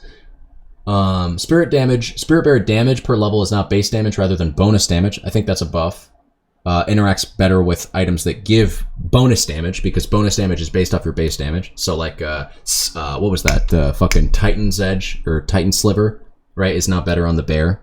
And it was already pretty good because it gives magic resistance, status resistance, and base damage to something that wants all 3 of those stats.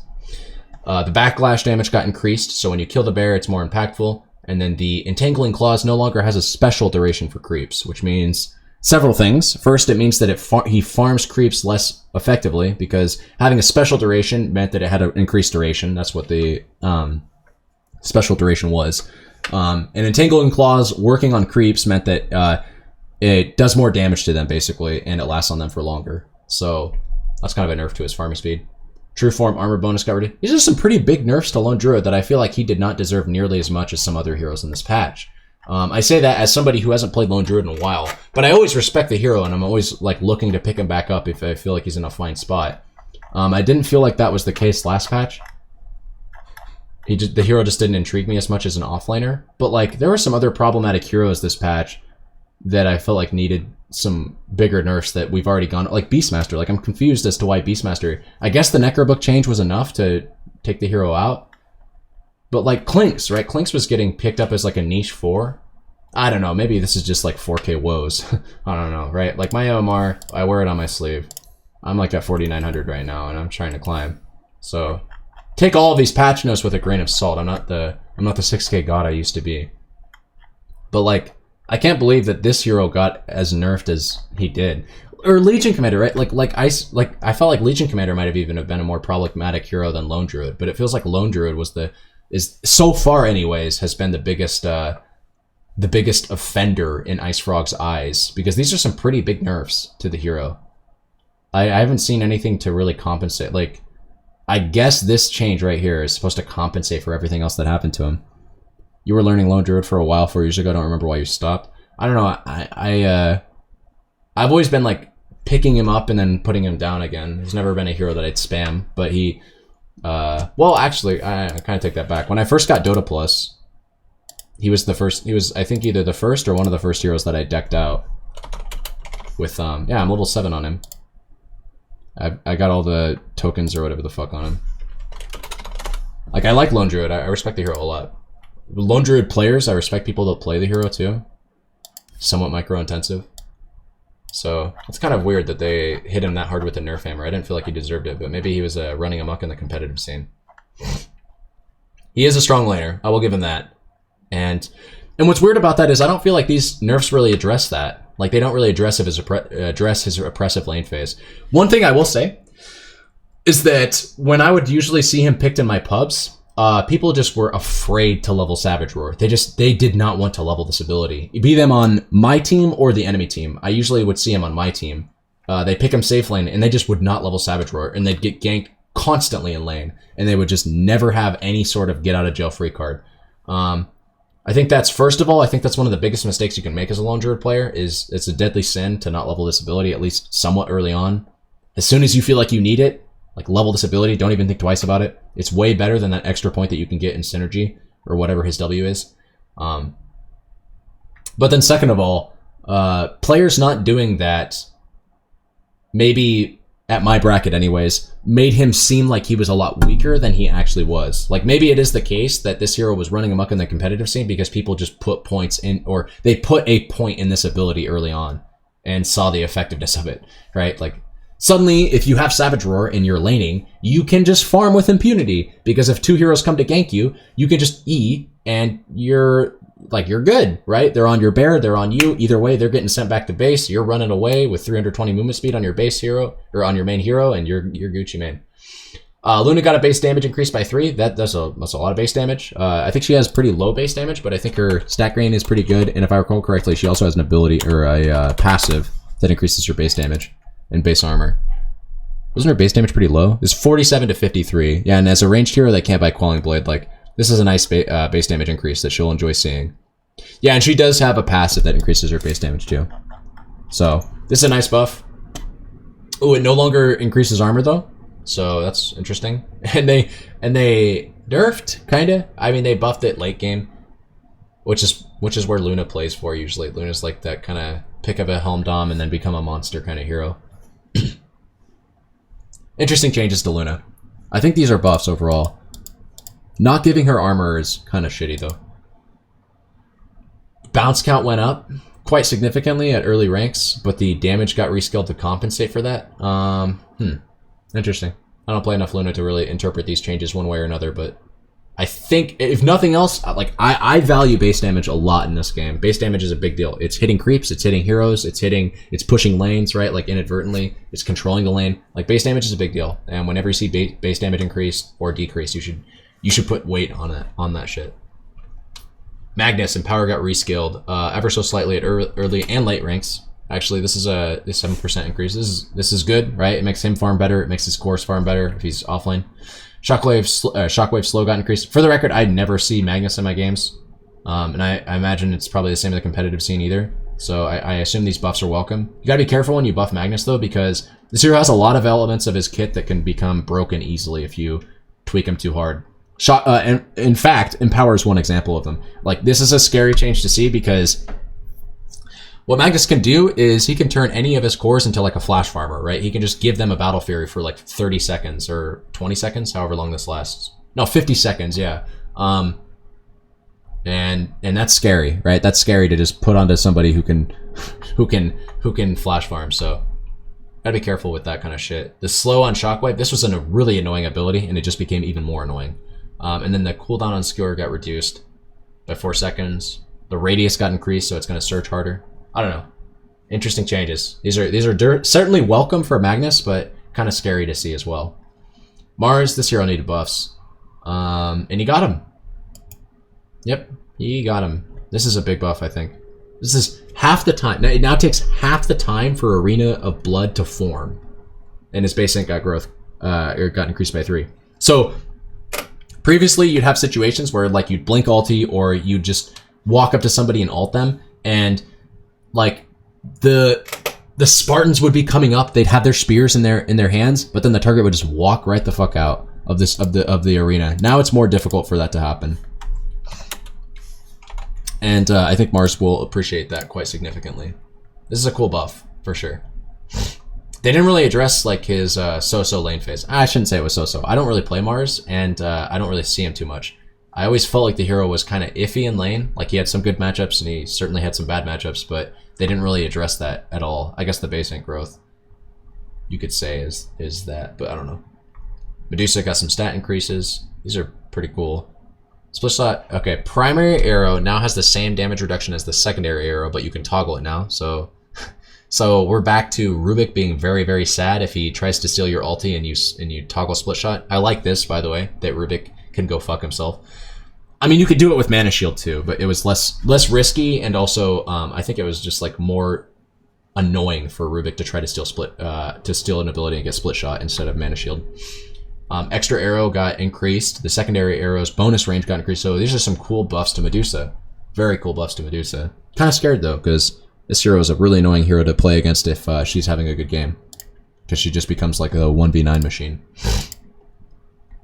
And then they made Mystic Snake 50% easier to cast. Okay, fuck this shit. I'm out, dude. I'm scared now. Hero's lane phase got increased, or the hero became more potent in lane, became more potent in the late game, became more oppressive, more difficult to shut down, like just straight up buffs to the hero. Mirana, movement speed on her Moonlight's Shadow got reduced. I did not know that this ability gave movement speed. Damn. So it used to be like Smoke of Deceit. Now it's still like Smoke of Deceit, but less so. Interesting. The changes that happen when I'm not paying attention to Dota patch notes. Sacred Arrow cooldown got increased. Nerfs to Mirana, damn. I guess Leap got a 25% distance increase. Not 25%, 25 units. Monkey King just gains base, or 3 base armor? Jesus. I remember when this hero had 0 base armor. Now he's got like 5. Damn, this hero is good in lane. Like, I be damned.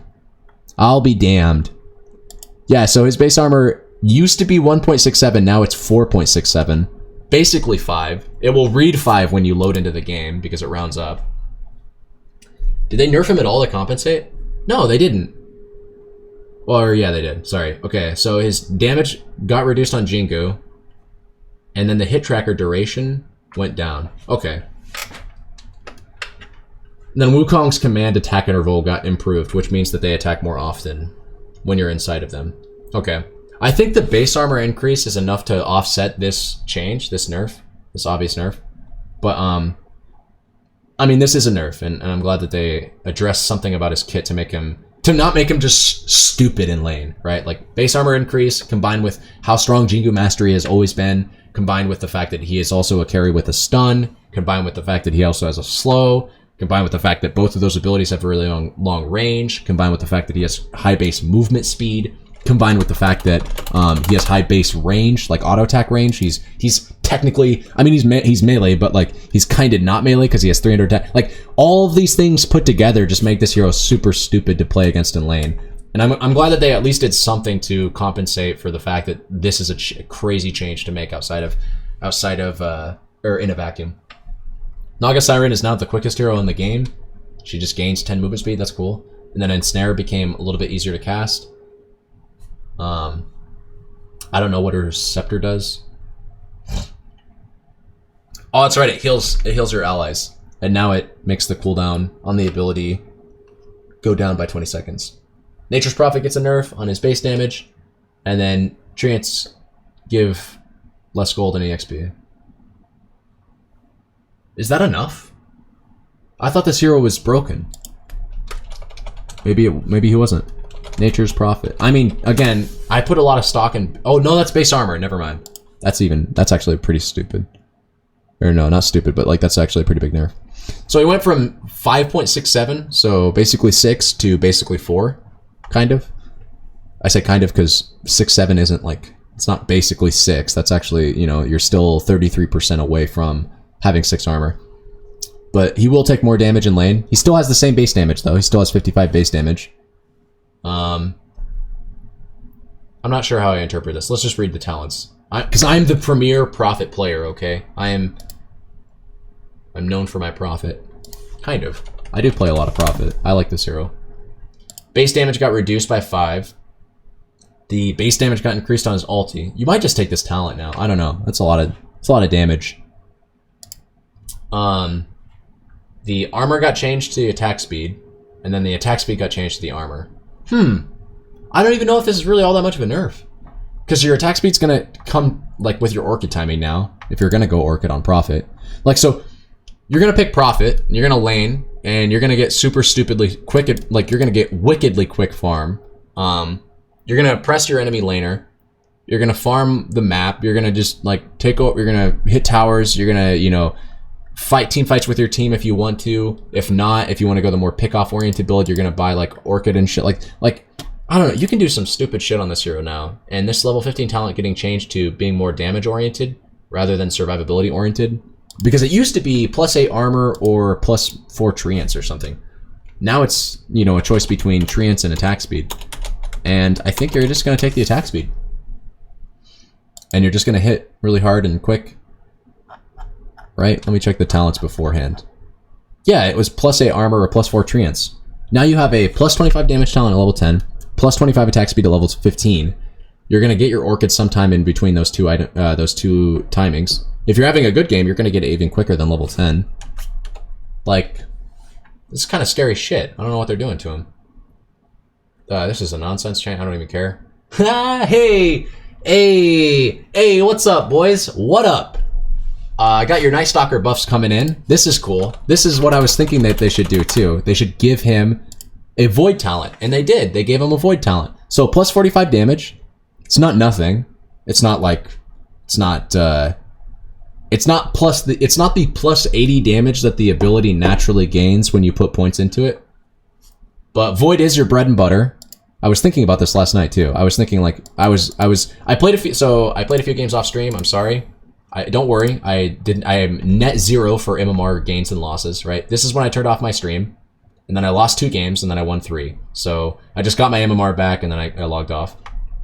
But they were all Night Stalker games. I went Meme Hammer, and I really conceptualized the hero. I was like, I know everything about this hero now. I am a god, right? 10-1, just fucking owning this game. I think I went like 15-0 or some crazy shit like this. Like, yeah, 15 of, okay, well, I didn't go 15-0, I went 10-3. Like, I owned, right?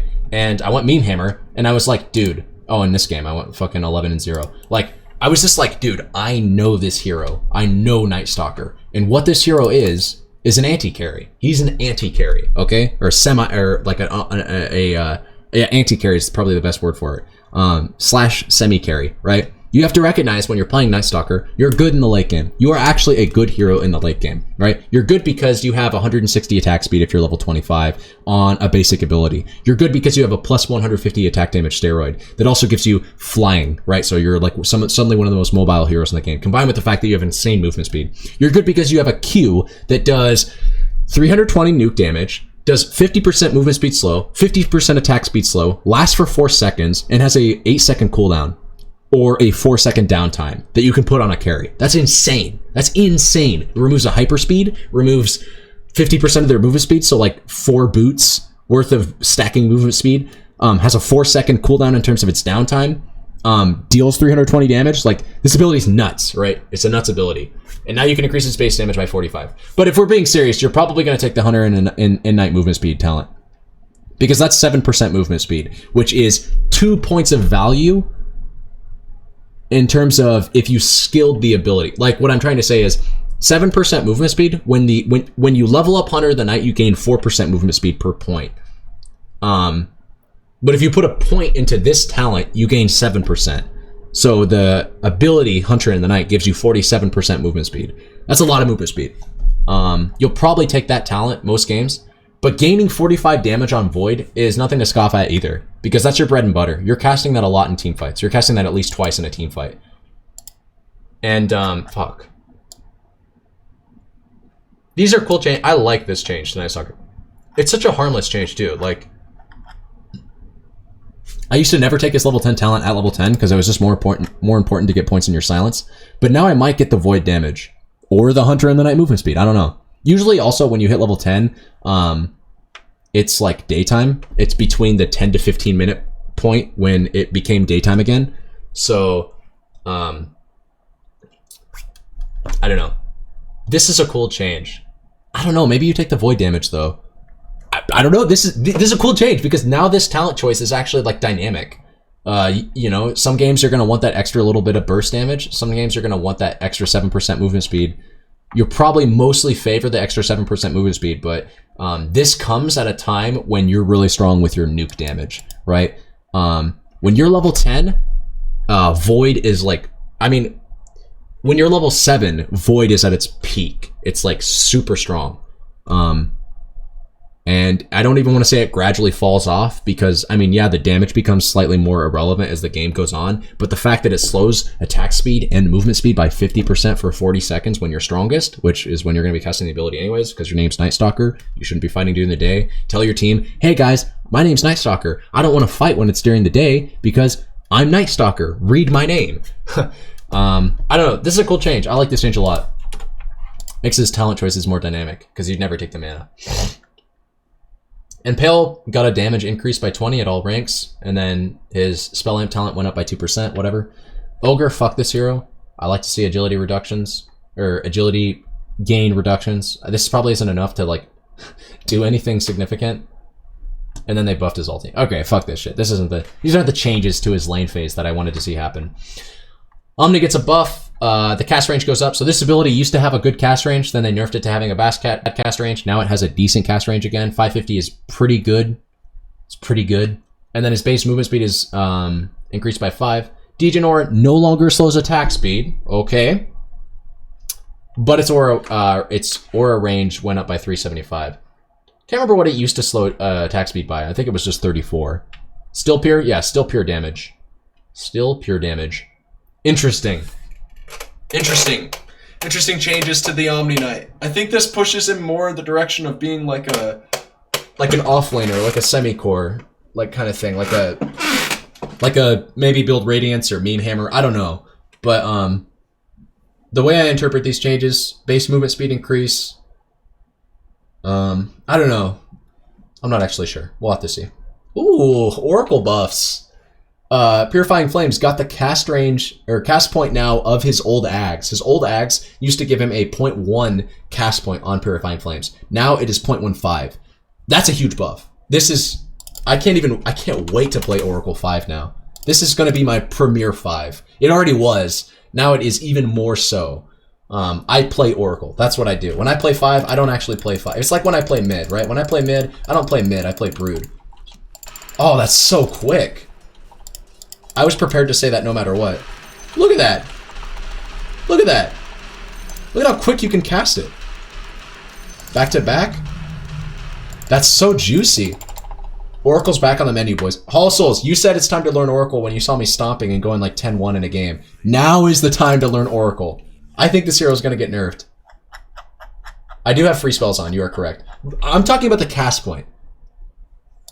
The cast point was what I was inspecting there, right?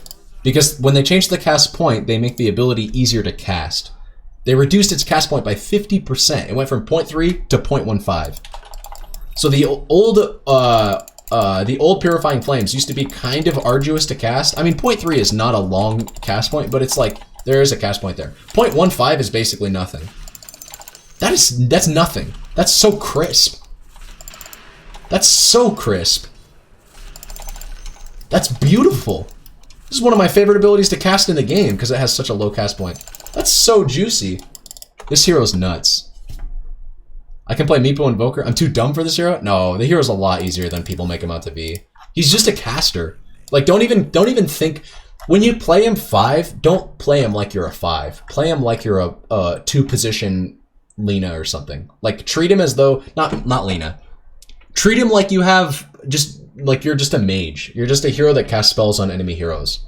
And then your ulti is like your main utility. Like, all I ever do when I play Oracle 5 is I play him like he's a mid laner from the 5 position, with the exception that with the exception that I have an ultimate ability that can be cast on allies, that can only be cast on allies to save them. And when I ulti you, yeah, I'll throw a Purifying Flames on you. But I'm not even going to use Fate's Edict on you, right? Because the heal is doubled. Heals are doubled during the duration of your ulti, so you're healing no matter what. You'd be healing no matter what anyways, because Hero's natural magic resistance means that Purifying Flames always heals you, right? You read this ability and you're like, oh, it does 360 damage, but it heals for 396, so it only heals for 36, right? No, because magic resistance. So what it actually does is 25% reduced of 360, and it heals them for it always heals them for 396, because magic resistance doesn't apply to heals, it only applies to damage. So this ability always heals. When you ulti somebody, throw a Purifying Flames on them. Maybe it makes the difference of them surviving and them not. It works both ways. It does not work both ways. Magic resistance does not reduce healing gains. Magic resistance only reduces damage dealt. The hero's nuts. Okay, play Oracle. That's my guide. My guide to gameplay update 7.27b. Play Oracle. No, it does not work both ways for enemies either. Oh, I see what you're saying. You're saying it works both ways on enemies. Yeah, but on enemies, you have your Q. What I'm saying is the way that you play Oracle, I'll play a game of him. I'll play it. I've got enough role queue games. I'm out of role queue games. Yeah, I get to play Oracle. That's great. You'll get to see me do it. You'll get to see me do it. That's all I can say, okay? Or I own on this fucking hero, dude. I'm the best Oracle player that there's ever existed. Shit, he's so fun. And he just became more fun because the cast point reduction is huge. Outworld Devourer. Essence Flux slow duration got increased by half a second. The active duration of the ability on you got increased by 2 seconds. Mana cost got reduced at early ranks on his Arcane Orb, so maybe you'll take a point in the ability. And Astral Imprisonment now has a cast AoE indicator that shows the damage area. I like that for enemies. You could say it must skill cap. And it probably will, to some extent, nerf the hero, kind of, because it's like a quality of life change when you're playing against OD to know when you're out of the range of the damage. But overall, these changes that he gained are more than enough to compensate for his enemies having an easier time knowing where his Astral Imprisonment is going to affect them. And he even got a cast range increase on Astral Imprisonment to help his lane phase out, so he can W creeps in lane easier without taking, like, Shadow Strikes from Quaps. This is a buff. For sure, hands down, this is a buff. And I hate it because OD's a really stupid hero when he's in the meta. I'm not super happy to see these changes. When OD's in the meta, man, he is just a stomping machine. Like, that hero, he does everything, right? He always has full mana. He's, like, you can't really mana drain him all that well, I don't think. Maybe in the mid game. I could be wrong about that, I don't know. But, like, this hero's stupidly strong when he's strong. PA gets a 3 base damage increase, that's dumb. Learn from the Master Warga. Blur Scepter cooldown, I don't care about that. I don't think many people do, I could be wrong. -1 Stifling Dagger cooldown. What's Stifling Dagger's cooldown? Like 4 seconds or 6 seconds? So now it's like 5 seconds when you get the talent.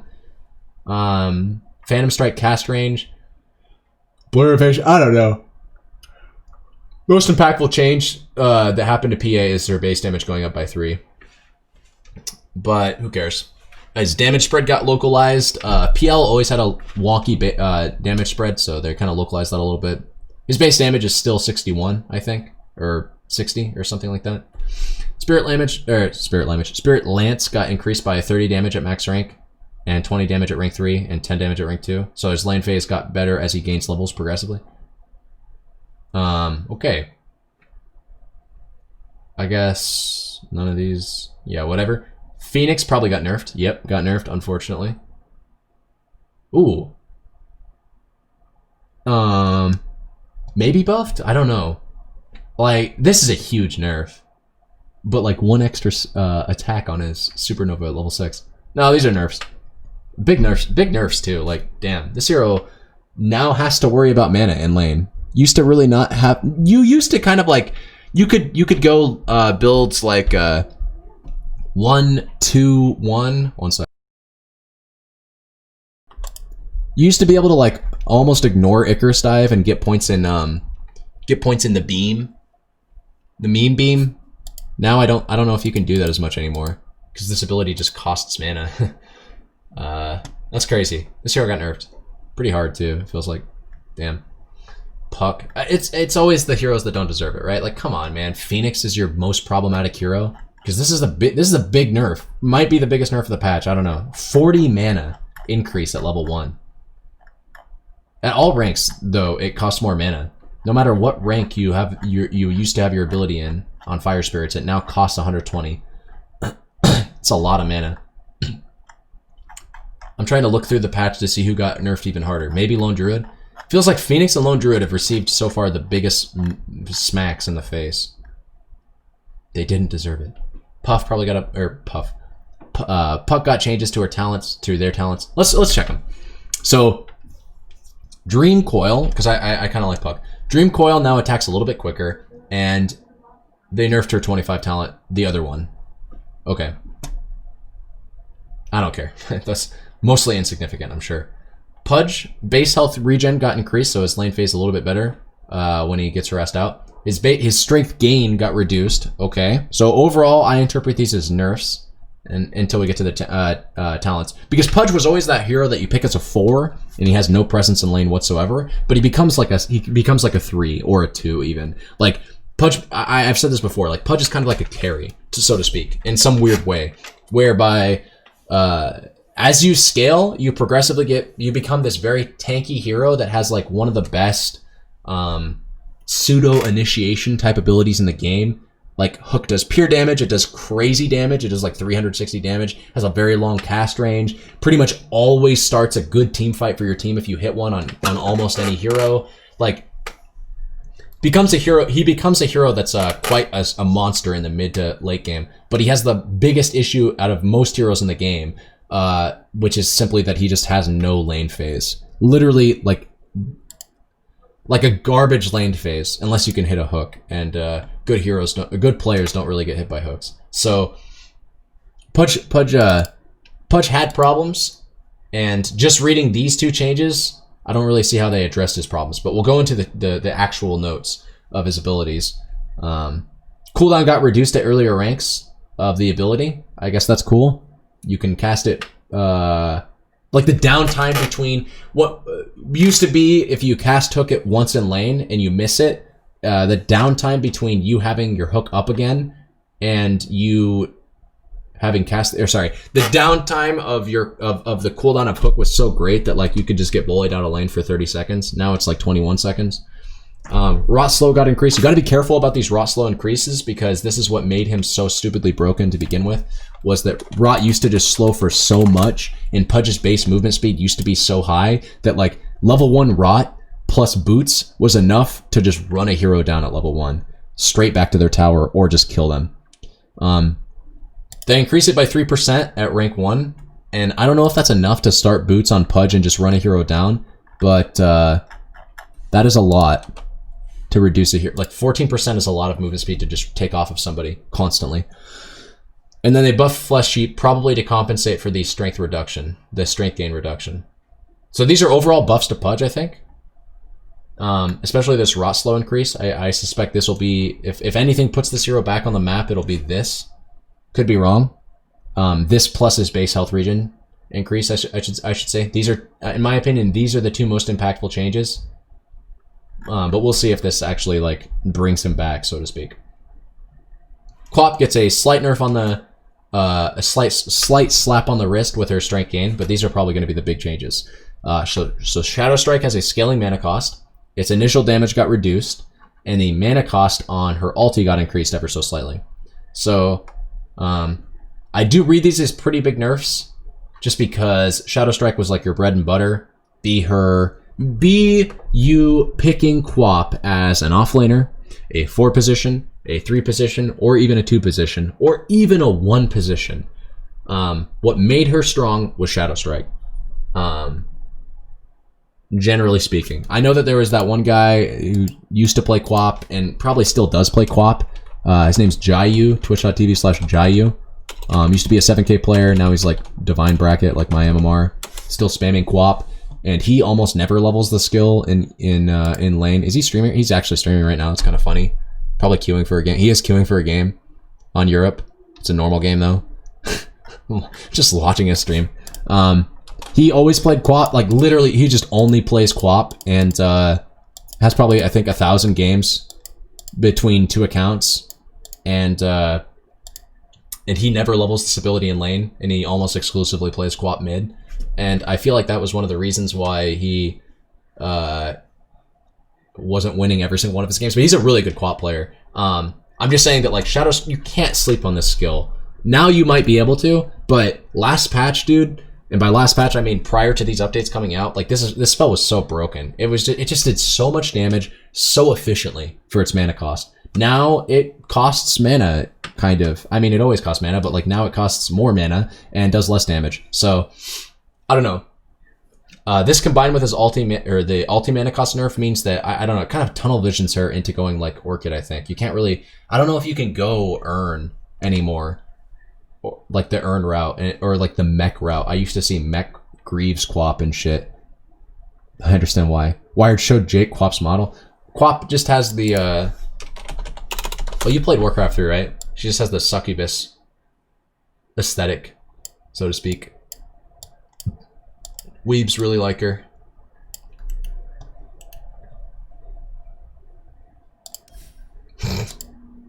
Alright. The latent sexism. We're done with it. I guess that's the sexualization. Or what's that word? Sexualization, I think. Sexualizing. To make something sexual. To become aware of one's sexuality as a quality or character trait, especially against women. Definitely nerfs to Quap. Can't read these any other way. These are just straight nerfs to Quap. So rip. I'll play her less. Unfortunate. Razor gets buffs on strength gain and agi growth just ever so slightly. His plasma field gets a reduction cooldown, quite significant actually, as you skill this ability, and typically you're going to skill this side by side with Static Link in lane. You can cast it more often. Low quality graphics, yeah. Static Link no longer disarms you, nor does invisible attacks through the link, but instead allows you to attack while moving. Oh. By default, it will automatically attack the target linked, but allows you to attack a different target. That's good. That's really cool. So you can last hit things now while you're static linking things, but maybe more importantly, you can hit other things. You can drain like something and then hit something else. I think that, I mean, there's pretty much no other way to read this, I don't think. It's just a buff. Except it doesn't do attacks to invisible targets. I don't know, that was pretty niche. Like usually if you were running somebody down with static link that's invisible, you would just dust them anyways, because if you didn't dust them, the link wouldn't show where they were. It would just show the most recent position that they were at. So you were buying dust as Razor anyways. Let's read on though. Storm Surge, which is his E, no longer provides movement speed, AoE movement speed. I did not know that. This made your allies quicker. Now I guess passively it's, okay. There is a skill in Dota called Storm Surge, which reads, passively increases your movement speed. That's so boring. That is so boring. I feel like they need to do something to this skill. It's a skill that just passively increases your movement speed, right? Think about the other skills that we have in the game that do similar functions to this. We have Night Stalker, has his E, Hunter in the Night, or Beast in the Night, or whatever the fuck, Hunter in the Night, which passively increases your movement speed and attack speed, and only affects you while it's nighttime. That's more intricate, or interesting. That's more dynamic. Storm Surge, this is such a boring and vanilla ability. Regardless of its strength as an ability, which I don't even think it's that strong. Right? Like, I don't predict. It's a good value point for sure. It gives you 8% movement speed with 1 point. But like, damn, what a boring skill. This is probably the most boring skill in Dota. Anyways, Eye of the Storm no longer has a passive component. That's big. So in lane, what was cool about Eye of the Storm was when you hit level 6, you just become like this really oppressive hero to lane against. More so than you already were, because when the enemy shows in lane against you, even if you don't have static link up, or even if you don't have the threat of static linking them for whatever reason, basically you don't have it up, at level 6 you're just zapping them in a 600 AoE. Now that's not the case, but they increase the damage per strike on it by 20 damage at early ranks, so it actually does really hit you quite hard. I don't know if these are buffs to Razor. I think they are, but it's hard to say. Because why is that hard to say? Because it's hard to say because this no longer provides AoE movement speed, and this no longer has a passive component. Level 25 talent got changed to... I don't know if that's enough, man. I don't know if that's enough. Yeah, I don't know. Weird changes. Maybe buffs, but we'll have to see. Rubik got a base attack speed increase and base damage increase by 2. Or no, just a reduction in the spread on his base damage. So he attacks a little bit quicker, and he's a little bit more consistent. Fade Bolt damage reduction changed from a fixed value for heroes and creeps to 10, 18, 26, and 34% of their base damage. The damage on the spell got increased by 20, whoa. And the mana cost got reduced. Okay, so I interpret these as buffs. Percentage value, it definitely scales. And on top of it scaling, I think that's just better for the lane phase. So previously, and you can check previously by just typing Rubik Dota 2 and going to the wiki, because they haven't updated the wiki yet. Wiki's always a few days behind, just remember that. Previously, you bolt people in lane, and they lose 20 base damage, right? If you bolt people in lane now, they lose 10% of their base damage. 10%, well, okay, sorry. So this is a nerf to the damage that they lose early game. However, the bolt damage increase to compensate, like it's more of a zap, you know, it does more damage. And then also its mana cost got reduced by 15 at level 1. It's better for securing range creeps. It's more efficient in terms of its mana cost. It doesn't reduce things for as much damage though. That's important to note. Maybe this, that's certainly not to be undervalued. The fact that this doesn't reduce their damage early game for as much as it used to. I'm gonna chalk this up as a nerf, actually. But it's a close one. Like, I'm sure a Rubik player can make use of this well. Especially things like the base attack speed increase and his attack damage spread getting reduced. Like, this hero can right-click you. More so now than he probably could previously. Ooh, whoo! Sankey changes. Let's read them. I don't even care about the talent changes on Rubik. Caustic Finale has been reworked. Attacking an enemy or hero now places a debuff that slows the enemy, so it slows them immediately by 10, 15, 20, and 25% movement speed for 5 seconds. If the target dies during that 5-second debuff, an explosion deals damage, an explosion occurs dealing damage by a flat amount plus the target's max health in a 500 AoE. Okay. We gotta test this. Because this, I read the values and they say one thing, but I think knowing what, like, feeling them in game is another. Yeah, Sand Lord. Let's test her out. Level the ability, just walk in lane. I'm gonna give myself some damage here real quick. I don't know. Is that a lot? That is a lot. That is quite a lot. That's level 1. So it does 70 base. Oh my god, what? 70 base damage. That's already a lot. That's way more than it used to do, I think. How much did it used to do? Well, let's check it out. Sand King, Dota 2. Plus, what is it at level 1? 10% of their max health? 15? 10% of their max health is damage? So check the wiki. So the wiki says it used to do 90 damage. Now it does 70 plus 10% of their max health. Creeps have 550. So it'll do 55 plus 70 of their max health as damage. You're going to level this ability in lane now. And it's just going to do look at that, 125 damage on a melee creep. This skill owns. Now, it's an immediate movement speed slow. It doesn't reduce attack speed, I don't think. Does not reduce attack speed anymore, but it immediately slows their movement speed and does a crap ton of damage. Sand King has an oppressive lane now. This hero is strong in lane, or at least he's way stronger than he used to be. Because of this ability. You'll at least take 1 point in this for sure. I can't imagine a situation in which you won't. Even against ranged heroes. It's just so strong. Man, I shouldn't say that. I shouldn't jump the gun on this. It's a strong ability though. This is a strong laning ability, even more so than it was previously. And it previously was it was getting good. They were pushing it in the direction to where it could be good if they buffed it a few more times. Now they just reworked it and I love it. Because now it's like stupid strong. It does something immediately. It does more damage than it does previously. And in team fights, if you right-click people and they die, they're just popping, right? Right-click a centaur, has 4,000 HP, he dies, he just does 500 AoE damage. It's crazy. I don't know, it's crazy shit. Sand Lord. This guy's the Lord. 500 AoE, that's insane. Also, they changed his talents. So they nerfed his level 10 talent. You would never, I used to take the health talent. I don't want to say you'd never, oh, no, wait. So it doesn't slow attacks. They changed it to not slowing attack speed. Now it gains damage per pulse. Whoa. Change that to Caustic Finale slow. Plus 8%. Okay. Burrow Strike cooldown. Whoa. Burrow Strike cooldown. Burrow Strike's already one of those abilities that like had a really low cooldown and a very long stun time. Like 2.2 seconds was the stun time and the cooldown was like 11 seconds. Now you can get it down to 9. With an Octarine, you can get that down to like 7 seconds. Jesus Christ. 20? His level 20 talent gains the health regen talent?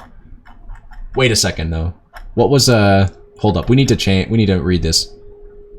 So at level 15, I don't know if you would ever take the Caustic Finale slow because Sandstorm DPS is a strong talent for farming, for team fights, for everything.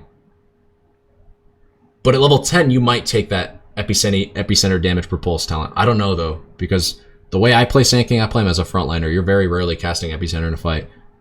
I mean, you're casting it, but like getting it off, casting it and getting it off is one thing, or are two separate things.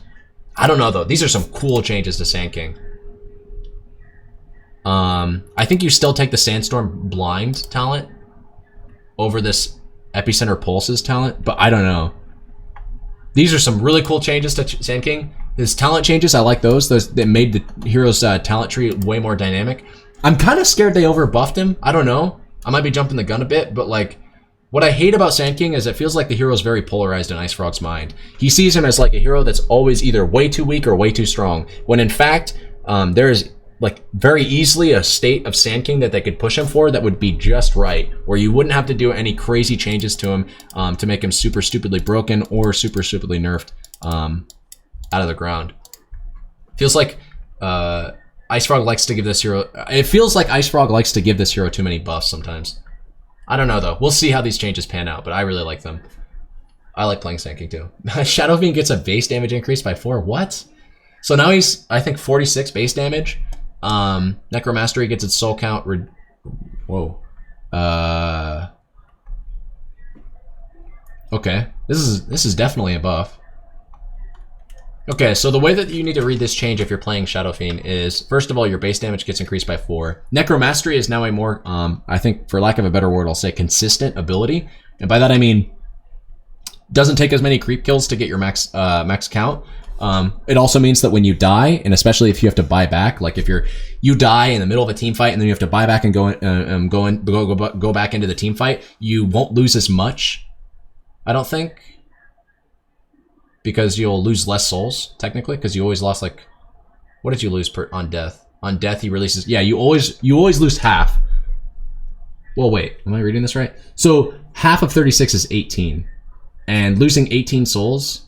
No, it's not 18. I'm fucking crazy. What is half of 36? Jesus Christ. Am I right? No, that is 18. All right, Kappa XD. Okay. You used to lose 18 souls, and then that was 36 damage that you'd lose. Now, if you die and have to go back into a team fight, you lose 18 souls was 36 damage. Now you lose 10 souls, which is 10 times. Wait, what? Maybe I'm crazy. Wired yesterday, I'm really good at math. Okay, wait. I was wrong. So the way that I read these changes is they're better for lane, worse for dying, kind of. Dying and buying back and going back into a team fight. Because every soul means more. So when you lose a soul, you lose more damage. So your max soul count is 20, which means if you die, because they're worth 4 damage per soul, you're going to lose 40 damage instead of dying with 36 souls and then losing 18 of those. You now lose 40 instead of 36. So just ever so slightly, you lose a little bit more damage. But what's more important, I think, here is that it takes you less souls, like less last hits or less kills, be them on creeps or heroes or whatever, neutrals, to get back to that max soul count. This is definitely a buff to Shadow Fiend. If in no other way, it's a buff to the hero's consistency. He doesn't always need to be, you always want to hit creeps as Shadow Fiend. You want to farm, like he likes to farm. He also likes to fight. But what I mean by this is, like, if you ever die, you don't, like, your game isn't just kind of ruined by the fact that you have to go back and retreat to the jungle or retreat to, like, 2 creep waves to get your max soul count up. Now you can just go, you can die and then go hit 2 creep waves up in a jungle camp and you'll be good. As opposed to having to farm 18 kills, be them creeps or neutrals or otherwise, to get back to your max soul count. I like that change. Requiem of Soul now releases a wave per 1 soul instead of 2. That's probably to compensate for this. I don't see that being a big change. So yeah, I think this is a buff to Shadow Fiend. Certainly a buff in the base damage department. That's a big change. This is like a 10% increase in his base damage, actually. His base damage was like 42, now it's 46. And then this change, I think, makes him able to leave the lane and get out of jungle quicker. Shadow Shaman. Base intelligence increased, but they didn't change his base damage to compensate. That's good. He already had a really strong base damage. Now he can just cast more spells in lane. And the damage spread got reduced. Okay. Tame changes to Shadow Shaman. That's good. I think this hero is sleeper strong. I've always felt like Shadow Shaman's sleeper strong, though. Every time I've ever played 5 and had Shadow Shaman as one of my go-to 5s, he's always super strong. He is still hella slow, but the cool thing about Shadow Shaman is, like, you have a high enough damage that you're kind of like Crystal Maiden in some ways. Actually, in some ways, you might be better than Crystal Maiden. Like, you have really high base nuke damage on your Q, and you have high base damage on your auto attacks, so you're really hard to trade with. Also, I think your base armor is kind of respectable. Isn't it like 2 or 3 or something? It's not 0, I don't believe. Yeah, it's like 5, actually. Jesus. Yeah, this hero's hard to trade with. Oh my god. I hate that so much. Alright, we're almost done. Silencer, Arcane Curse. Damage got increased per second. This is a DPS, or a damage over time skill. It's a dot. So at max rank, it does a little bit more damage over time. Global Silence got its cooldown reduced at later ranks. So it's more, I guess, more of a counter to Enigma. But more aptly, this is like a change to make the hero more accessible in the late game. He's not so much like a every other team fight global can be cast. He's moving in the direction of like I can fight basically whenever my team wants to in the late game, as long as you're keeping up in levels. Because 130 seconds is a long time. 100 seconds is a significantly less long time, so to speak. And then they changed his talents. I don't care about those. Ooh, wait. Okay, yeah, I don't really care about those. Skywrath Mage. Okay. Slardar got a armor reduction increase on his ulti. Ooh, that's a 2/2/2. Okay, so armor means a lot in this game now. It used to mean less, now it means more. They've changed the armor formula a lot over time. A 2 armor damage or 2 armor value reduction is noticeable, especially on a hero like Slardar, where all of your damage is physical. I think. I'm like 80% sure all of your damage is physical. your bash, your auto text, obviously, and then I think your W. I think that's still physical. This is a good change to Slardr's lane phase when he hits level 6. I might start playing Slardr more, honestly. And then they also changed his level 20 talent to gain less vision, or sorry, to not gaining vision. I think that was night vision, actually. I don't think that was just vision. Let me check. Slardr, Dota 2. I'm pretty sure that was just night vision. So now there's fewer heroes in the game. Yeah, that was 800 night vision. I don't know why it says 800 vision. It was night vision. Actually, wait. His level 20 talent is actually good now, because it used to be between night vision or corrosive haze armor. And now don't get me wrong, night vision is good. Night vision is a good stat to have, but as a level 20 talent, I feel like you wanted more. I could be wrong, but I'm pretty sure -4 corrosive haze armor is more impactful, especially when you consider how strong his level 25 talent is, which is undispellable corrosive haze or slithering crush cooldown. It's a toss-up between those two talents. Both those talents are strong now. -4.5 seconds on the cooldown on his W is, I mean, that puts the ability's uptime to like, or downtime to like 3.5 seconds, because the stun duration lasts 1 second. I mean, the slow is 6 seconds. Like, that is strong. Both those talents are strong in certain games. In most games, you'll probably take undispellable corrosive haze because they're going to be building mantas and shit and lotus orbs against you. But both talents are strong. Slark, fuck that hero. I guess a very slight nerf to Slark. This what? Scatterblast now also slows attack speed? That's what? These have to be nerfs. Okay, good. Lil Shredder no longer reduces attack speed. Now reduces armor. Damage got reduced. What? Come on, dude. This hero's busted still, I feel like. I don't know, maybe Snapfire's in a good spot. I still feel like this hero's busted. Whatever. Again, a 4.8k bracket. I very rarely see Snapfire in my games, but whenever I do, I always think to myself, man, that hero's so stupid. Very strong, ranged strength hero that has good strength gain, decent base damage, very oppressive lane phase. If you like get level 3, Scatterblast becomes, it's just such a strong skill. This is such a strong skill.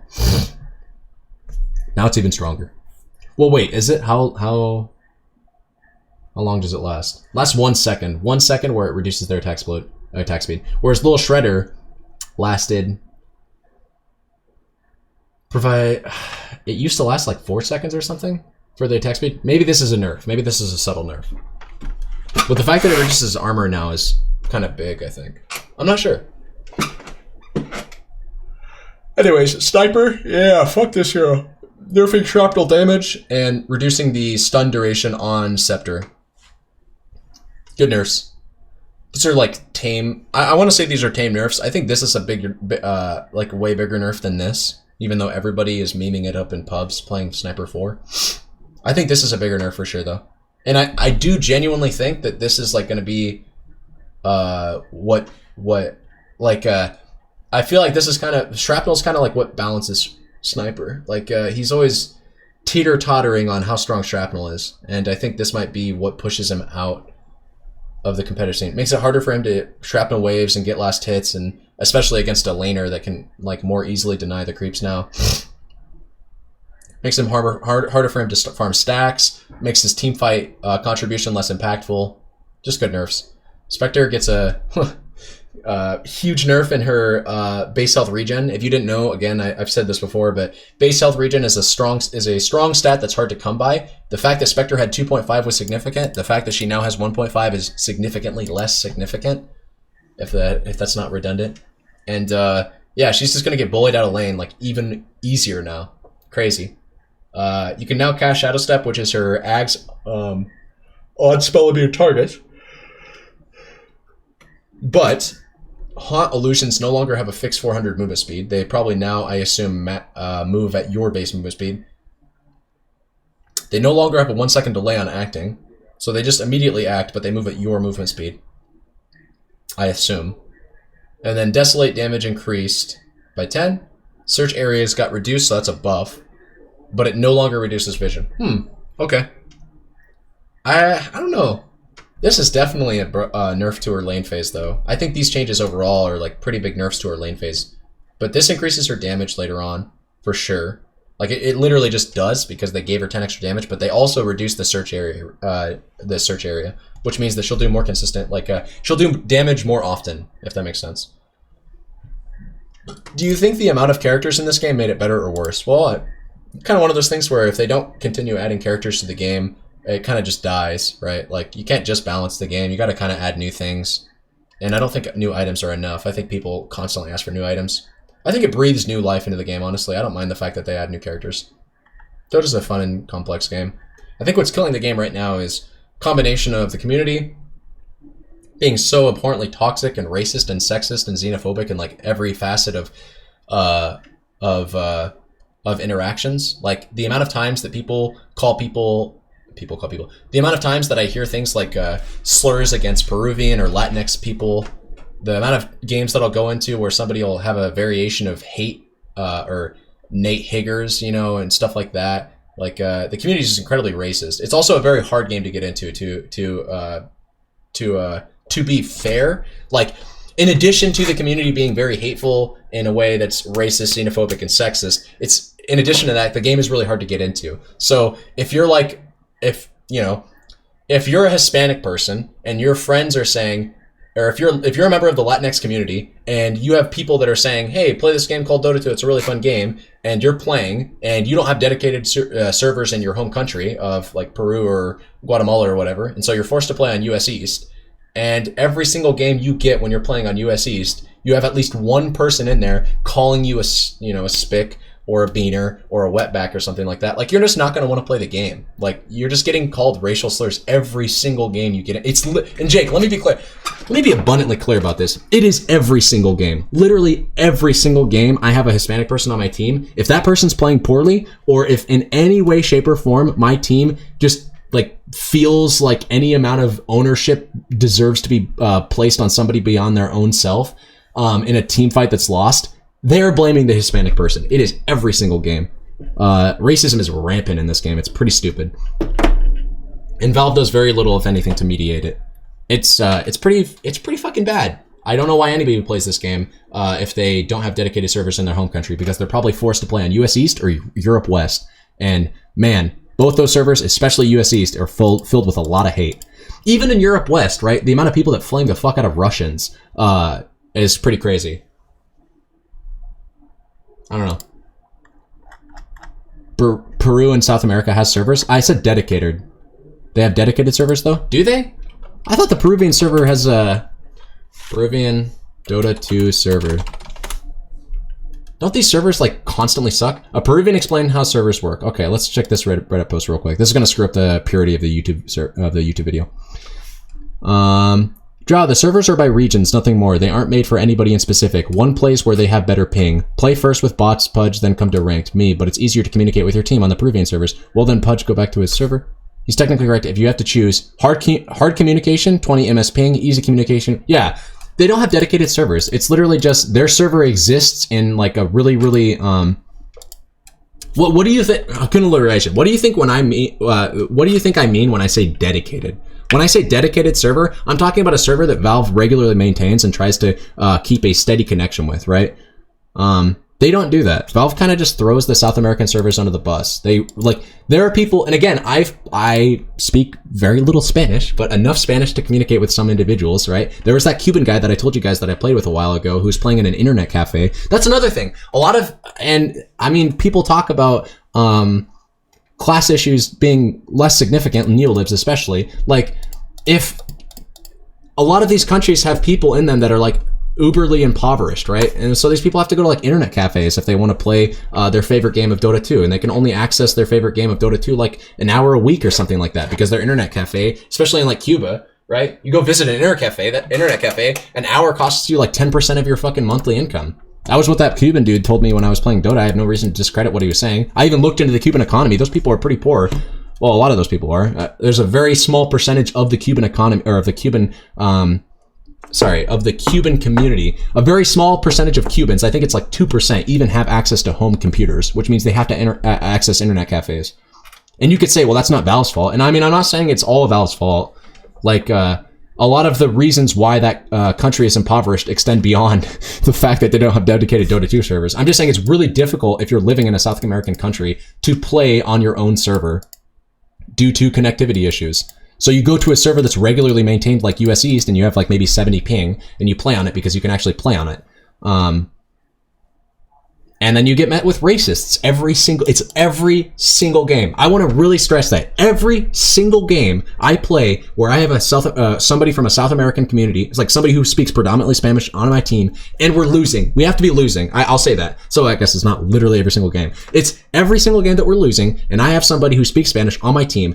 There's a racist in there to call him a spick or a wetback or a beaner. And it's just so fucking toxic. Like, nobody wants to play with somebody who, like, nobody who's native to a certain country wants to be called repeatedly racist slurs while they're playing a video game. That's just not fun at all. Like, ask yourself if you were playing as a white person in like a, this is the shitty thing about it, right? And Jake and maybe Halsos can really empathize with. It's hard because, like, I can't tell you as a white dude what that experience is like because you're a white dude too, probably, and you've never experienced what it's like to be part of a marginalized community, getting called a racial slur constantly as you're playing a game, trying your best. It's just so fucking gross. It's not just everyone being toxic though. Valve has this great feature that asks you what language you speak, and Dota 2 defaults to English, and nobody changes it either. That's the thing, though. So I know what feature you're talking about, right? You're talking about languages, right? It asks you what languages you speak. Your primary language is English, and your secondary language is Korean or whatever. This doesn't necessarily sort all of your. This doesn't mean that if I have my 2 languages set to Spanish and no selection, this doesn't mean I'm never gonna get. Like, okay, so for instance, my primary matchmaking, and actually, I don't even know why I fucking have Korean. Should put Spanish in here, but. This, in fact, I'll even prove my point better. I had my secondary language set to Korean this entire time. I've never seen a Korean person in any of my games. It is literally useless. This thing, I don't know what they even do with this. This is a joke, right? I have never seen a Korean person in my games ever. I don't think Valve does anything with this. Yeah, sorry. Yeah.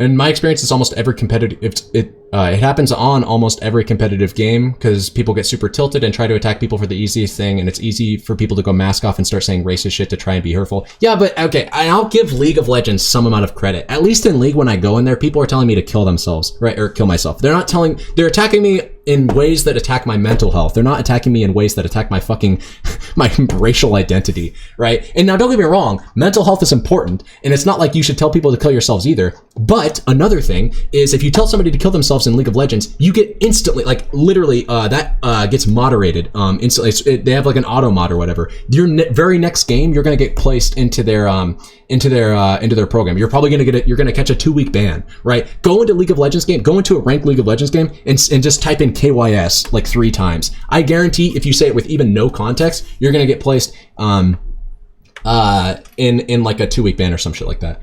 Like, Valve just does nothing to mediate this game's incredibly racist and toxic and xenophobic community. And that's one of the things that really holds, in my opinion, its player base back from growing. It's just that, like, people, like, who wants to play this game? Even if you're fucking white, right? Like, the community is still toxic as shit against you.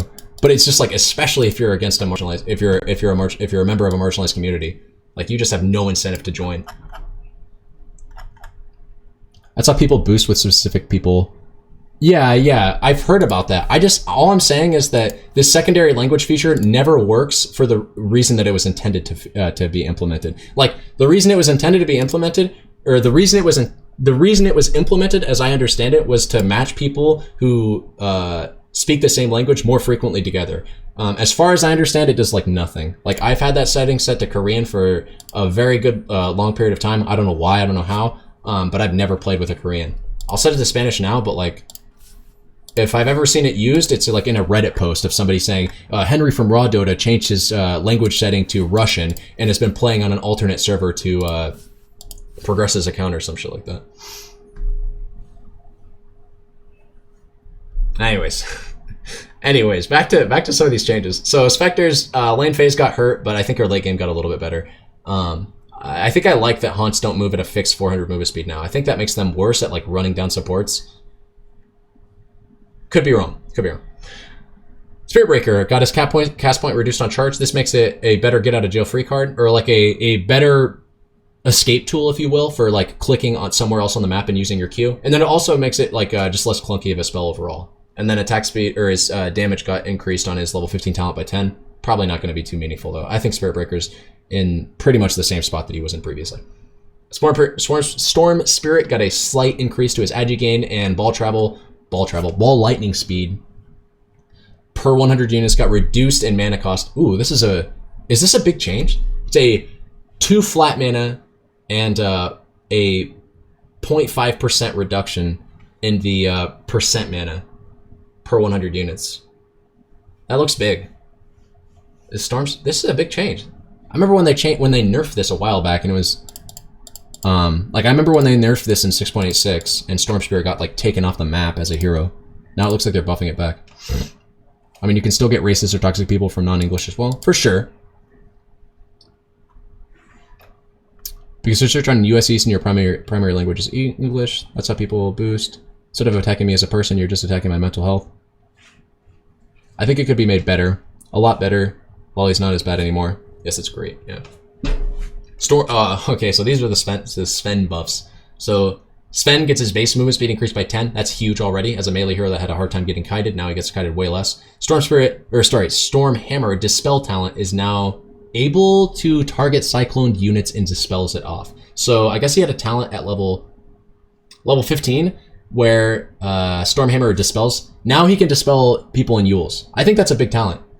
That's a damn big talent. Because Yules is I mean, it's a good item against Sven, right? Or it used to be anyways, I guess. Like, it's an item that you get where if Sven jumps on you, if he Qs you, especially with an X-Scepter, you just Yules yourself. You're probably not taking a lot of his burst, and then maybe your cooldowns are coming off and you can escape quicker. Seems like a good talent that Sven can get to counteract that. And it still stuns the target. It dispels it off, and presumably it stuns the target as well. If it does that too, like, that's a strong talent. Warcry no longer gives him bonus attack speed, or bonus damage, sorry, but now gives his allies movement speed, which is what it used to do. Warcry movement speed bonus reduced by a little bit to compensate for that change, and then the mana, okay. These are just good big changes to Sven. I feel like whoever wrote this post on Dota Buff, I think it was that Kawaii Socks guy. Whoever wrote this post, I'll show it on stream. Whoever wrote this post must have like, I don't know, came into contact with IceFrog or something. Or IceFrog read this post, I don't know. Because this post was like everything that, no, it wasn't this post specifically, but it was actually the post. It was actually one in the comment section. In the comment section of this post, there was a Sven spammer. Sven. There's some dude in this comment section that I remember said, I'm the only Sven spammer. And yeah, big Sven picker here. Sven can, oh wait, is this the dude? No, this wasn't it. It's probably several pages over.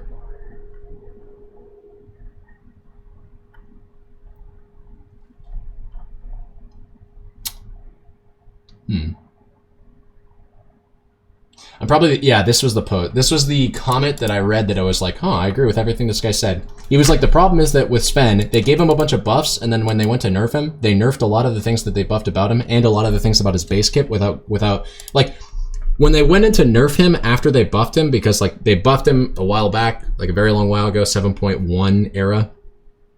They buffed like his E to have a bubble on it, and they buffed his, what else? They buffed his ulti to give him additional strength and stuff like that. Well, when they went in to nerf all that shit, they also nerfed elements of his kit that were, that existed previously when he was weak. So like, when Sven used to be weak, before they gave him strength on his ulti, before they gave him a bubble on his E, when he was weak back then, he had like things to his kit that were like a 200% cleave, or he had like a AoE Warcry, or he had you know, 200% damage. I think I said 200% damage on his ulti, right? 200% damage giving on his ulti. Well, now it's like 100% or 160% damage on his ulti instead of 200%. Like when they went into nerf Sven, they didn't just nerf the things that they buffed about him. They also nerfed things about his base kit, and they didn't do anything to compensate. So they made him like a worse hero overall. Like, I guess what I'm trying to say is when they, like, a lot of these changes are welcome, because a lot of these changes are things that Sven had prior to the nerfs. And it seems like they're giving that back to him, basically. Also, God Strength got a 15 second duration increase, which is pretty crazy. Yeah, they just gave him a lot of shit. I guess they reduced the strength. They took out the strength gain on God Strength, so he's less tanky when he casts the ability. But I think that's okay. I think enough of these buffs compensate for that change. Anyways, TA armor reduction rescaled to 5 instead of 2 at rank 1. That's crazy. What character do I play as a noob? As a noob, I recommend heroes that have very few buttons. Excuse me. Heroes like Necrophos is kind of like a stat checky hero that you kind of just play and run around with. Dragonite, pretty vanilla. Who's another good hero? Medusa, kind of. I mean, she's a somewhat steep learning curve because she has no escape and she's one of the slowest heroes in the game. But what's cool about Medusa is that like you'll always win you usually win late game encounters because that hero is like such a beast late game, and she'll teach you how to farm. The meld cooldown got increased. So now meld's more of a potent skill, but you have to be careful using it early game. I guess as like an escape tool because its cooldown is more restrictive. I think this is a good buff to TA. Her lane phase, her ability to farm, etc, etc, etc. Metamorphosis no longer reduces movement speed. Okay. Used to reduce your movement speed by I think 25 or 30. Hero's less kiteable when he uses meta. No, that's good. It's good for Terrorblade a lot. Very good. Tide gets base strength increased by 2, so that's 40 extra HP. That's also 2 extra base damage. That's also 40 extra HP that when converted into effective HP for Kraken Shell means even more. Furthermore, they increase Kraken Shell's damage block by 2. Small but cool buffs to Tide. Probably not enough to put him back on the map. Timbersaw gets a base strength increased by 1. His mana regen gets increased by 0.25. That's pretty cool. That's good shit. 20 HP tankier. 1 base damage. Stronger. And a little bit more mana regen to work with. Tiny now has base health regen. Also, Toss's duration got increased. So it's more of a CC.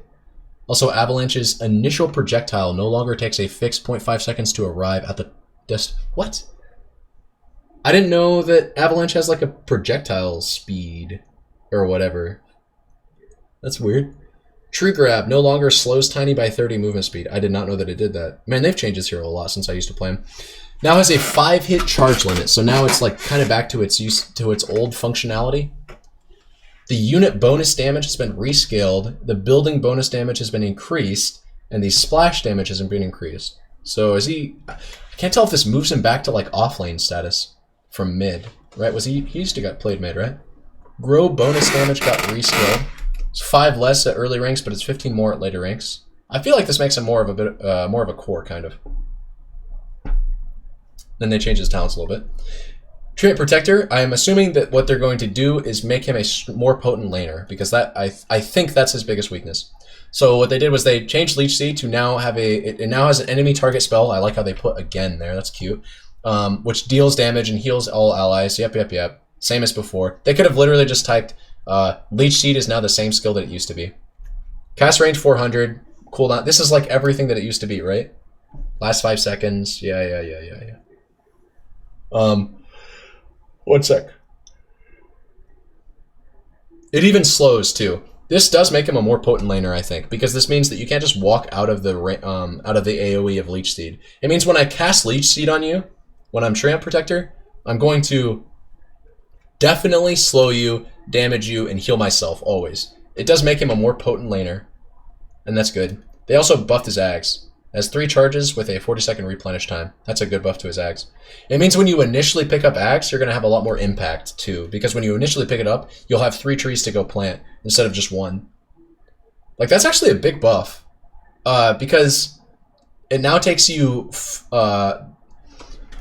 So, used to be, on Treant Protector, when you pick up Ags, you go place a tree, you go plant a tree, and then you have to wait 40 seconds. Plant another tree, wait 40 seconds. Plant another tree, wait 40 seconds. Now, it's like, you get to shave 80 seconds on that, because you get so much more tempo when you pick up the item. You get to go plant 3 trees. And then if you ever like die or are in the middle of a team fight, you're getting value out of this ability while you're not able to use it. I think that's a pretty big buff to his Ags. I don't know if we're going to see it picked up as much as we do Meme Hammer and other items that impact the map more, but like, I mean, Ags does impact the map. You just have to get it. You have to farm it, and farming it is really hard on Tree. So, I don't know. His Ags did get a big buff, though. I think this is a big buff. I always interpret buffs like this, like, oh shit, that's pretty big. Troll Warlord, I don't care. I do like Troll, but I don't think these are just stats. Tusk gets a base armor increase. Snowball damage per ally got increased, so I guess at later ranks. Yeah, whatever. Underlord, okay, big Underlord buffs, hopefully. Okay, so its attack range gets increased by 25, that's cool, good start. No longer provides permanent bonus damage, we're sad, but Atrophy Aura is more attractive as an ability to level early game. Because it reduces, or no, because it gives you more damage per creep death, and the duration on it lasts longer. Firestorm gets a cast point reduction, that's cool, it gets easier to cast. The AoE increases with levels, and the debuff no longer ignores Ancients. But Ancients still have incredibly high magic resistance. So I'm not sure if this means you can farm Ancients. Maybe it does, because it does percent health damage. You could probably farm Ancients with Pit Lord now, I'm not sure though. Pit of Malice, cooldown, got reduced, ever so slightly. At max rank it's by 1. I don't know if that's significant enough, but nice. And then let's actually read his talent changes. For a change. So level 10, he gets 5 armor instead of 20 movement speed. I think you take that. Sorry, what's the other one? 12% magic resistance? Ooh. So it's a toss-up, probably. Level 15, you have increased Pit of Malice AoE versus Firestorm cooldown. That used to be something different. Yeah, that used to be where you get Atrophy or bonus damage. Or cast range. Ooh. Huh. I feel like cast range was better. I could be wrong, though. I got that feeling that cast range was better. For like Rod of Atos too. I'm not sure. Either way, I think these are good changes to Pit Lord. I think the bonus permanent damage that you used to gain on this ability was always kind of a wonky mechanic on it. Let me just check him though. See what it used to be. Was it 5 or was it like 2? I think you used to gain like 2 or 3 base bonus damage.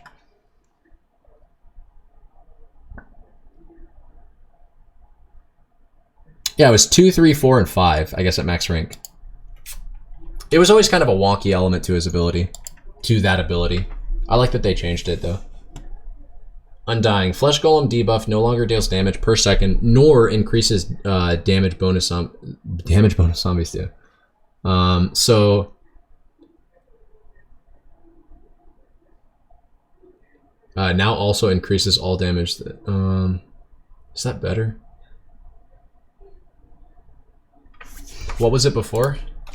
It still has the big Orb of Venom slow on it, right? Undying's ulti used to have a big Orb of Venom slow. Does it still have that? Yeah. It still has the slow. It just doesn't increase, it just doesn't deal damage per second. Nor increase the damage that zombies do. But it kind of still does, because it's going to increase the damage that the target takes. I think this is better for Undying. Because even though it doesn't do damage per second, it's going to increase the damage that you're dealing with Soul Rip. It's going to increase the damage that your zombies are doing. It's going to increase the damage that you're going to do with Decay, ever so slightly. Decay doesn't do that much damage, but it kind of does. I mean, it does 110 damage at max rank. And I guess more importantly, it's going to increase the damage that your allies are doing. And that's what's really big about it. What's also cool about this change is that you still want to hit things with Undying, but it makes it like less impactful if you can't hit them. Because at least you're going to be increasing the damage they're taking. Right? Like, you still want to hit things because the debuff on the movement speed slow is huge. It's 40%. But if you can't hit them, it's not like the end of the world. It's like they're still going to be taking more damage from your team. So I think this is a cool buff to Undying. It makes him, it frees up his room in a team fight to do other things. Ursa, this is hopefully these are the big Ursa nerfs. I'm praying to Icefrog right now. So Urshock slow reduced, I guess by 15% at max rank. That's pretty tame. The cooldown got increased by 2 seconds. That's good. The cooldown on Enrage got increased at earlier ranks. These are really, really tame. And you said that, Holosouls. You said that these were... Kill that hero, please. You said that the Ursa nerfs weren't as big as you thought that they'd be. And I agree. I thought what they'd do is they'd make Enrage cost mana. I thought that they would What else did I think they'd do? I thought that they would make it so that the slow on an Earthshock doesn't last 4 seconds or 3 seconds or whatever the fuck it was. I thought that they would make this hero not as insanely potent early game and also so flexible with his build in the mid game. I really just want to, I want to, it'd be really cool if they made it so that like overpower doesn't apply cleave. Like overpowered attacks don't apply cleave or something. Stopped at Earth Spirit and came here. Well, I don't know. Somebody said that they didn't nerf him as hard as that they thought that they should have, and I would agree with that statement because this I feel like this hero could certainly use more nerfs. He's still very strong in lane. Like his lane phase is still going to be incredibly oppressive, despite the fact that Earthshock has a longer cooldown, thus making its downtime more.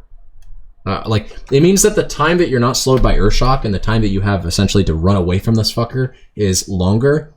It's just by 2 seconds, right? The slow got reduced, or the slow potency got reduced, but just ever so slightly, right? Like, oh, it's not slowing me for 55%, now it's 40%. It's like, I'm still getting hit by him. That's the important thing.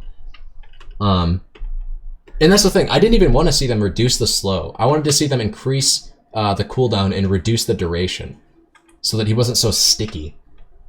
Because the important thing about Earthshock's slow is, can he hit you when he Earthshocked? Like, can he right-click you during the duration of Earthshock?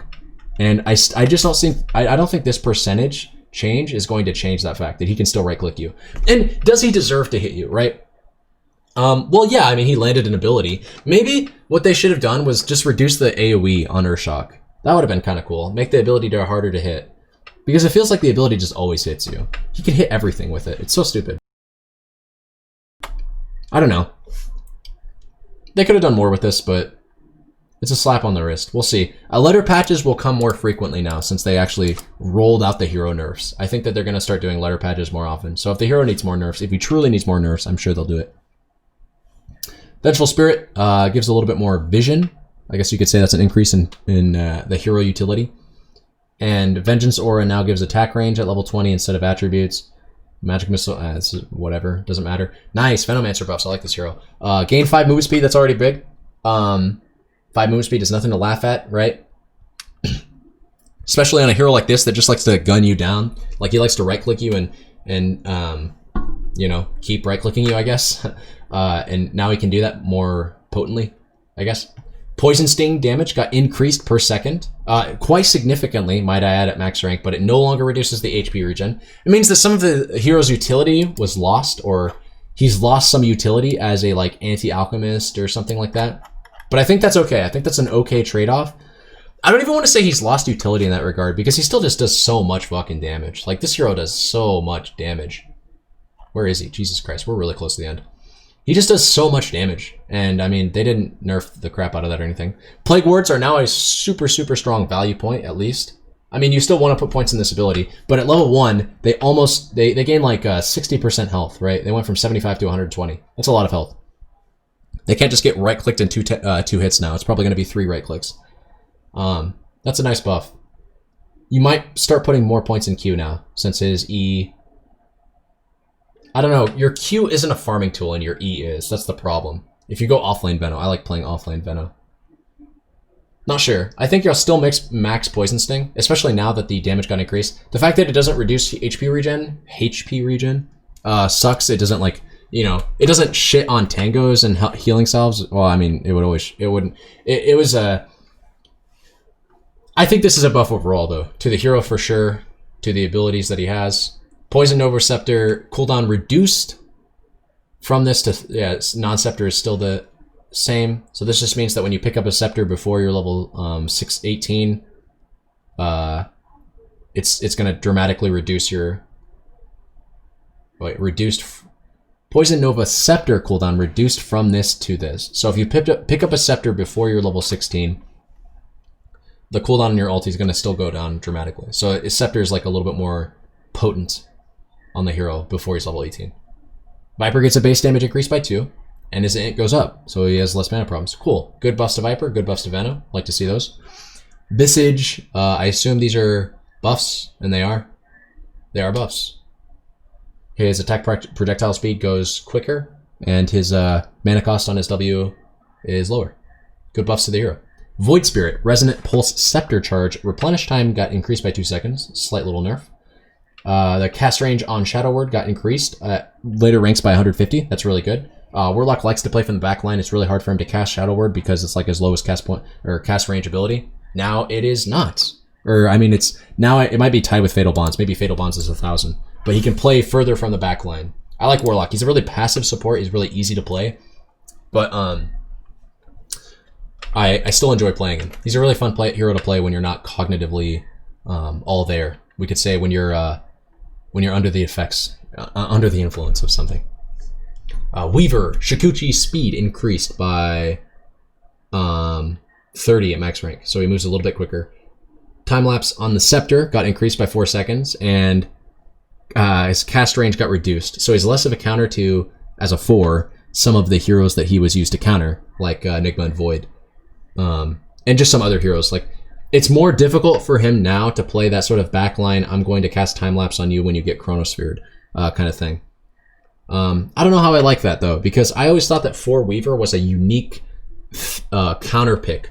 Like, I enjoyed Weaver in that spot because I liked that there was a hero that could, first of all, I like that there's a hero that could fulfill that function that isn't like, I guess, I don't even know if I could say like Oracle or like, there's some heroes that can counter Void during Chronosphere, and Weaver was one of them with Ags. And now it's more difficult for him to do that. He could still do it, it's just more difficult for him to do that. I don't like that they're targeting that super hard.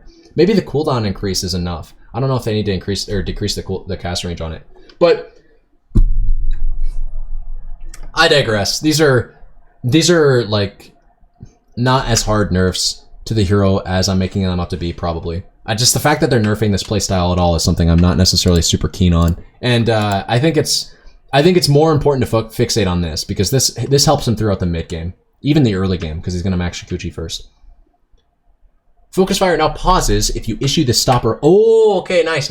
If you right click on the target, it will resume again. So Windranger no longer has card countered by Blade Mail as she used to be. Now you could still power shot to Africa, right? And what that means is you can still push W on the minimap and go super far and stop auto attacking. But now it's easier to do that, which means Windranger is an easier hero to play, which means you'll probably see more Windrangers in your pubs because she's really strong.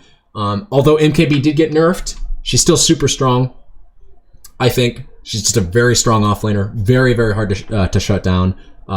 Very, I dare say potent again, very potent because she can trade with almost any support in the game. She's got such efficient mana costs on her E. She's just a really strong hero, and I don't know. This makes her easier to play. Wyvern takes a 10-second nerf on Winter's Curse. I'm sure Servance will be unhappy about that. Wyvern was a strong hero. She still is a strong hero. I think Wyvern's one of the stronger heroes in the game. Or stronger 5s in the game.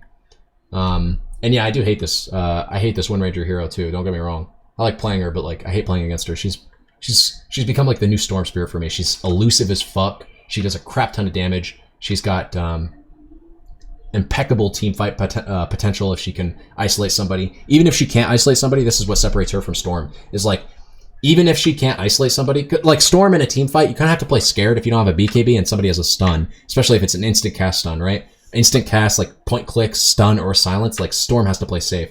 Windranger, I don't want to say not so much, because she does still have to play that way, but she can still play backline. Like, she can still just like throw a shackle shot out and stun 2 heroes for 4 seconds. That's so stupid. Like, that she can stand from 800 range away and basically be like in safety and cast RP like on 2 heroes.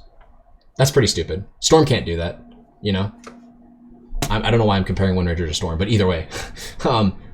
Anyways. I don't care about Witch Doctor talent change. This doesn't matter. This does kind of matter, but only ever so slightly. I mean, 10 seconds isn't ever so slightly. That's somewhat meaningful. But fuck that. We don't care about that. Wraith King, base damage increased by 3. That means he, that's just base damage increased by 3. That's all you need. All you need to know about that, right? He denies better, he harasses better, and he hits creeps easier. Vampiric Aura no longer provides bonus attack damage, or no longer provides attack damage or self bonus mechanics. I never knew this thing ever gave bonus damage. I thought I did not know that this gave bonus damage. The more you know. Its lifesteal got increased, especially at max rank, by 12% at max rank. Now has half effect on ranged heroes. Mortal Strike attack damage increased on the skeletons by 5 damage. Means he's better for farming. That's how I read this. Skeletons are going to farm and hit creeps more reliably. They'll also harass heroes in lane when they right-click a hero. Like, damn, that shit is annoying. When you have 15 skeletons hitting your face, not 15, but when you have 6 skeletons hitting your face under your tower and you're desperately trying to get rid of them, means they're going to eat your face alive more quickly. But yeah, he heals more, I think. I don't know. What was the damage before, actually? Wraith King Dota 2. What was the damage that this spell provided, this W spell? This W spell used to give you... Wait, what? No longer provides attack damage or self-bonus mechanics. I don't understand. I'm looking at the wiki and it didn't previously used to provide attack damage. Oh, they've already updated the wiki. Wait. Changelogs? And they were quick to update this wiki. Why are they quick to update Wraith King's wiki? Okay, so the damage bonus that this thing used to give was 4, 10, 16, and 22. Is that a nerf? Is that a nerf then, that they removed that? Because that's a lot of damage. They buffed his base damage, but they nerfed it. Huh. It probably frees up the hero's skill points. It means that you can level his E earlier on, I think, and farm more heavily. Or if you're in a lane that you want to contest, you can level up your Q more. This is probably a buff to the hero. May look like a nerf at first, but I think this is overall a buff to the hero. I'm going to interpret this as a buff. It frees up his skill points. He can now farm more quickly. Because you can put points in your E and farm heavier. His lifesteal aura used to have a larger effect on himself. Well, it also used to give bonus damage. It used to just give him bonus damage. Now it does not do that. Heal scales really well. Yeah, it scales in stun duration, damage over time, I think. Slow duration, I could be wrong about that. And the last hero to get changed every single patch, not the last hero to get changed, these all get changed at the same time. But the last hero that we're going to read patch notes on is Zeus, because his name starts with Z. Gains 10 movement speed. Arc lightning damage got increased by 5 at all ranks. Mana cost on his W went up quite significantly. Damn. That's a huge mana cost increase on level 1 W. Thunder God's Wrath. Damage got increased by 50 at all ranks. And his cooldown on his ulti got increased by 30. And then Nimbus got increased by 10. Was Zeus getting picked a lot? Look, movement speed is a lot. And yeah, I wonder about that. Skip boots and get Naked Veil? That's very possible. You play 4 Zeus or 5 Zeus? Don't play 5 Zeus. Play 4 Zeus. Get Veil first item. And just go Brawl? I don't know. Interesting changes. 10 movement speed is a lot of movement speed, but this is a pretty big nerf, I think, to his lane phase. I don't know how to interpret this change. 30 seconds is a long time. And then Nimbus got increased in cooldown by 10 seconds. I don't know how that change impacts Zeus. Mostly because I don't play the hero that often. But the big winners in this patch, I think, are heroes that just like got straight buffs. Like, I don't know, I see this Veno change and I'm like, man, this is a good change to Veno. That hero just got straight buffs. I see this, you know, and Veno was never a hero that built like MKB or something like that, so I don't think he's gonna feel, he's not probably not gonna feel these changes all that much. But yeah, the big heroes that I might have been sleeping on especially, let me think. Heroes that I don't play too often, but I have to consider. Clinks maybe? I don't know. But I think Darkseer kind of got some cool buffs. Cool buffs to play around with. Vacuum is just a really good ability now. Like, does a lot of damage, doesn't cost, well, does 50 more damage, doesn't cost nearly as much mana. 40 less mana. That's crazy. 40 less mana. Man. I don't want to say spam because it's got a long cooldown, but like you can cast that in lane and just do damage with it and just, you know... I think that's what you do as the Darkseer hero now. You start leveling Vacuum in lane and just suck people in and Ion Shell them down. Run them down with Vacuum instead of with Surge. You're not going to be as survivable, but... Oh yeah, Doom! Doom's a big winner, I think, out of this patch. Gained a base armor, gained some attack range, gained bonus gold, so he hits his item timings quicker. His early game item timings, which are really important to get the hero online and running. Like he can more reliably get phase boots before he gets Doom now and run you down at level 5. Maybe even will probably run you down at level 6 as well. This Doom hero, dude, I'm telling you. Earth Spirit changes are wonky. I don't think he's a clear winner though. I'm looking for the clear winners. Where's the clear winners? Jug, I think Jug is a clear winner here. Omni Slash just cracks your attack speed out. Huskar looks like a clear winner. I'm not sure though. Leshrac, kind of a clear winner. Lena, pretty good buffs. Rip, Lone Druid. Magnus is a clear winner. Straight buffs, no nerfs. Or like impactful buffs too. They made some like what he does. They made what he does just strictly better. Monkey King looks like a pretty good winner. Balinar, the homie, Night Stalker. I'm gonna like playing Night Stalker now. It's probably not gonna mean that much. Maybe it's even possible that 150 health is just straight better than any of these other 2 talents because it helps make you tankier. But it's just interesting to know that there's like dynamic choices now.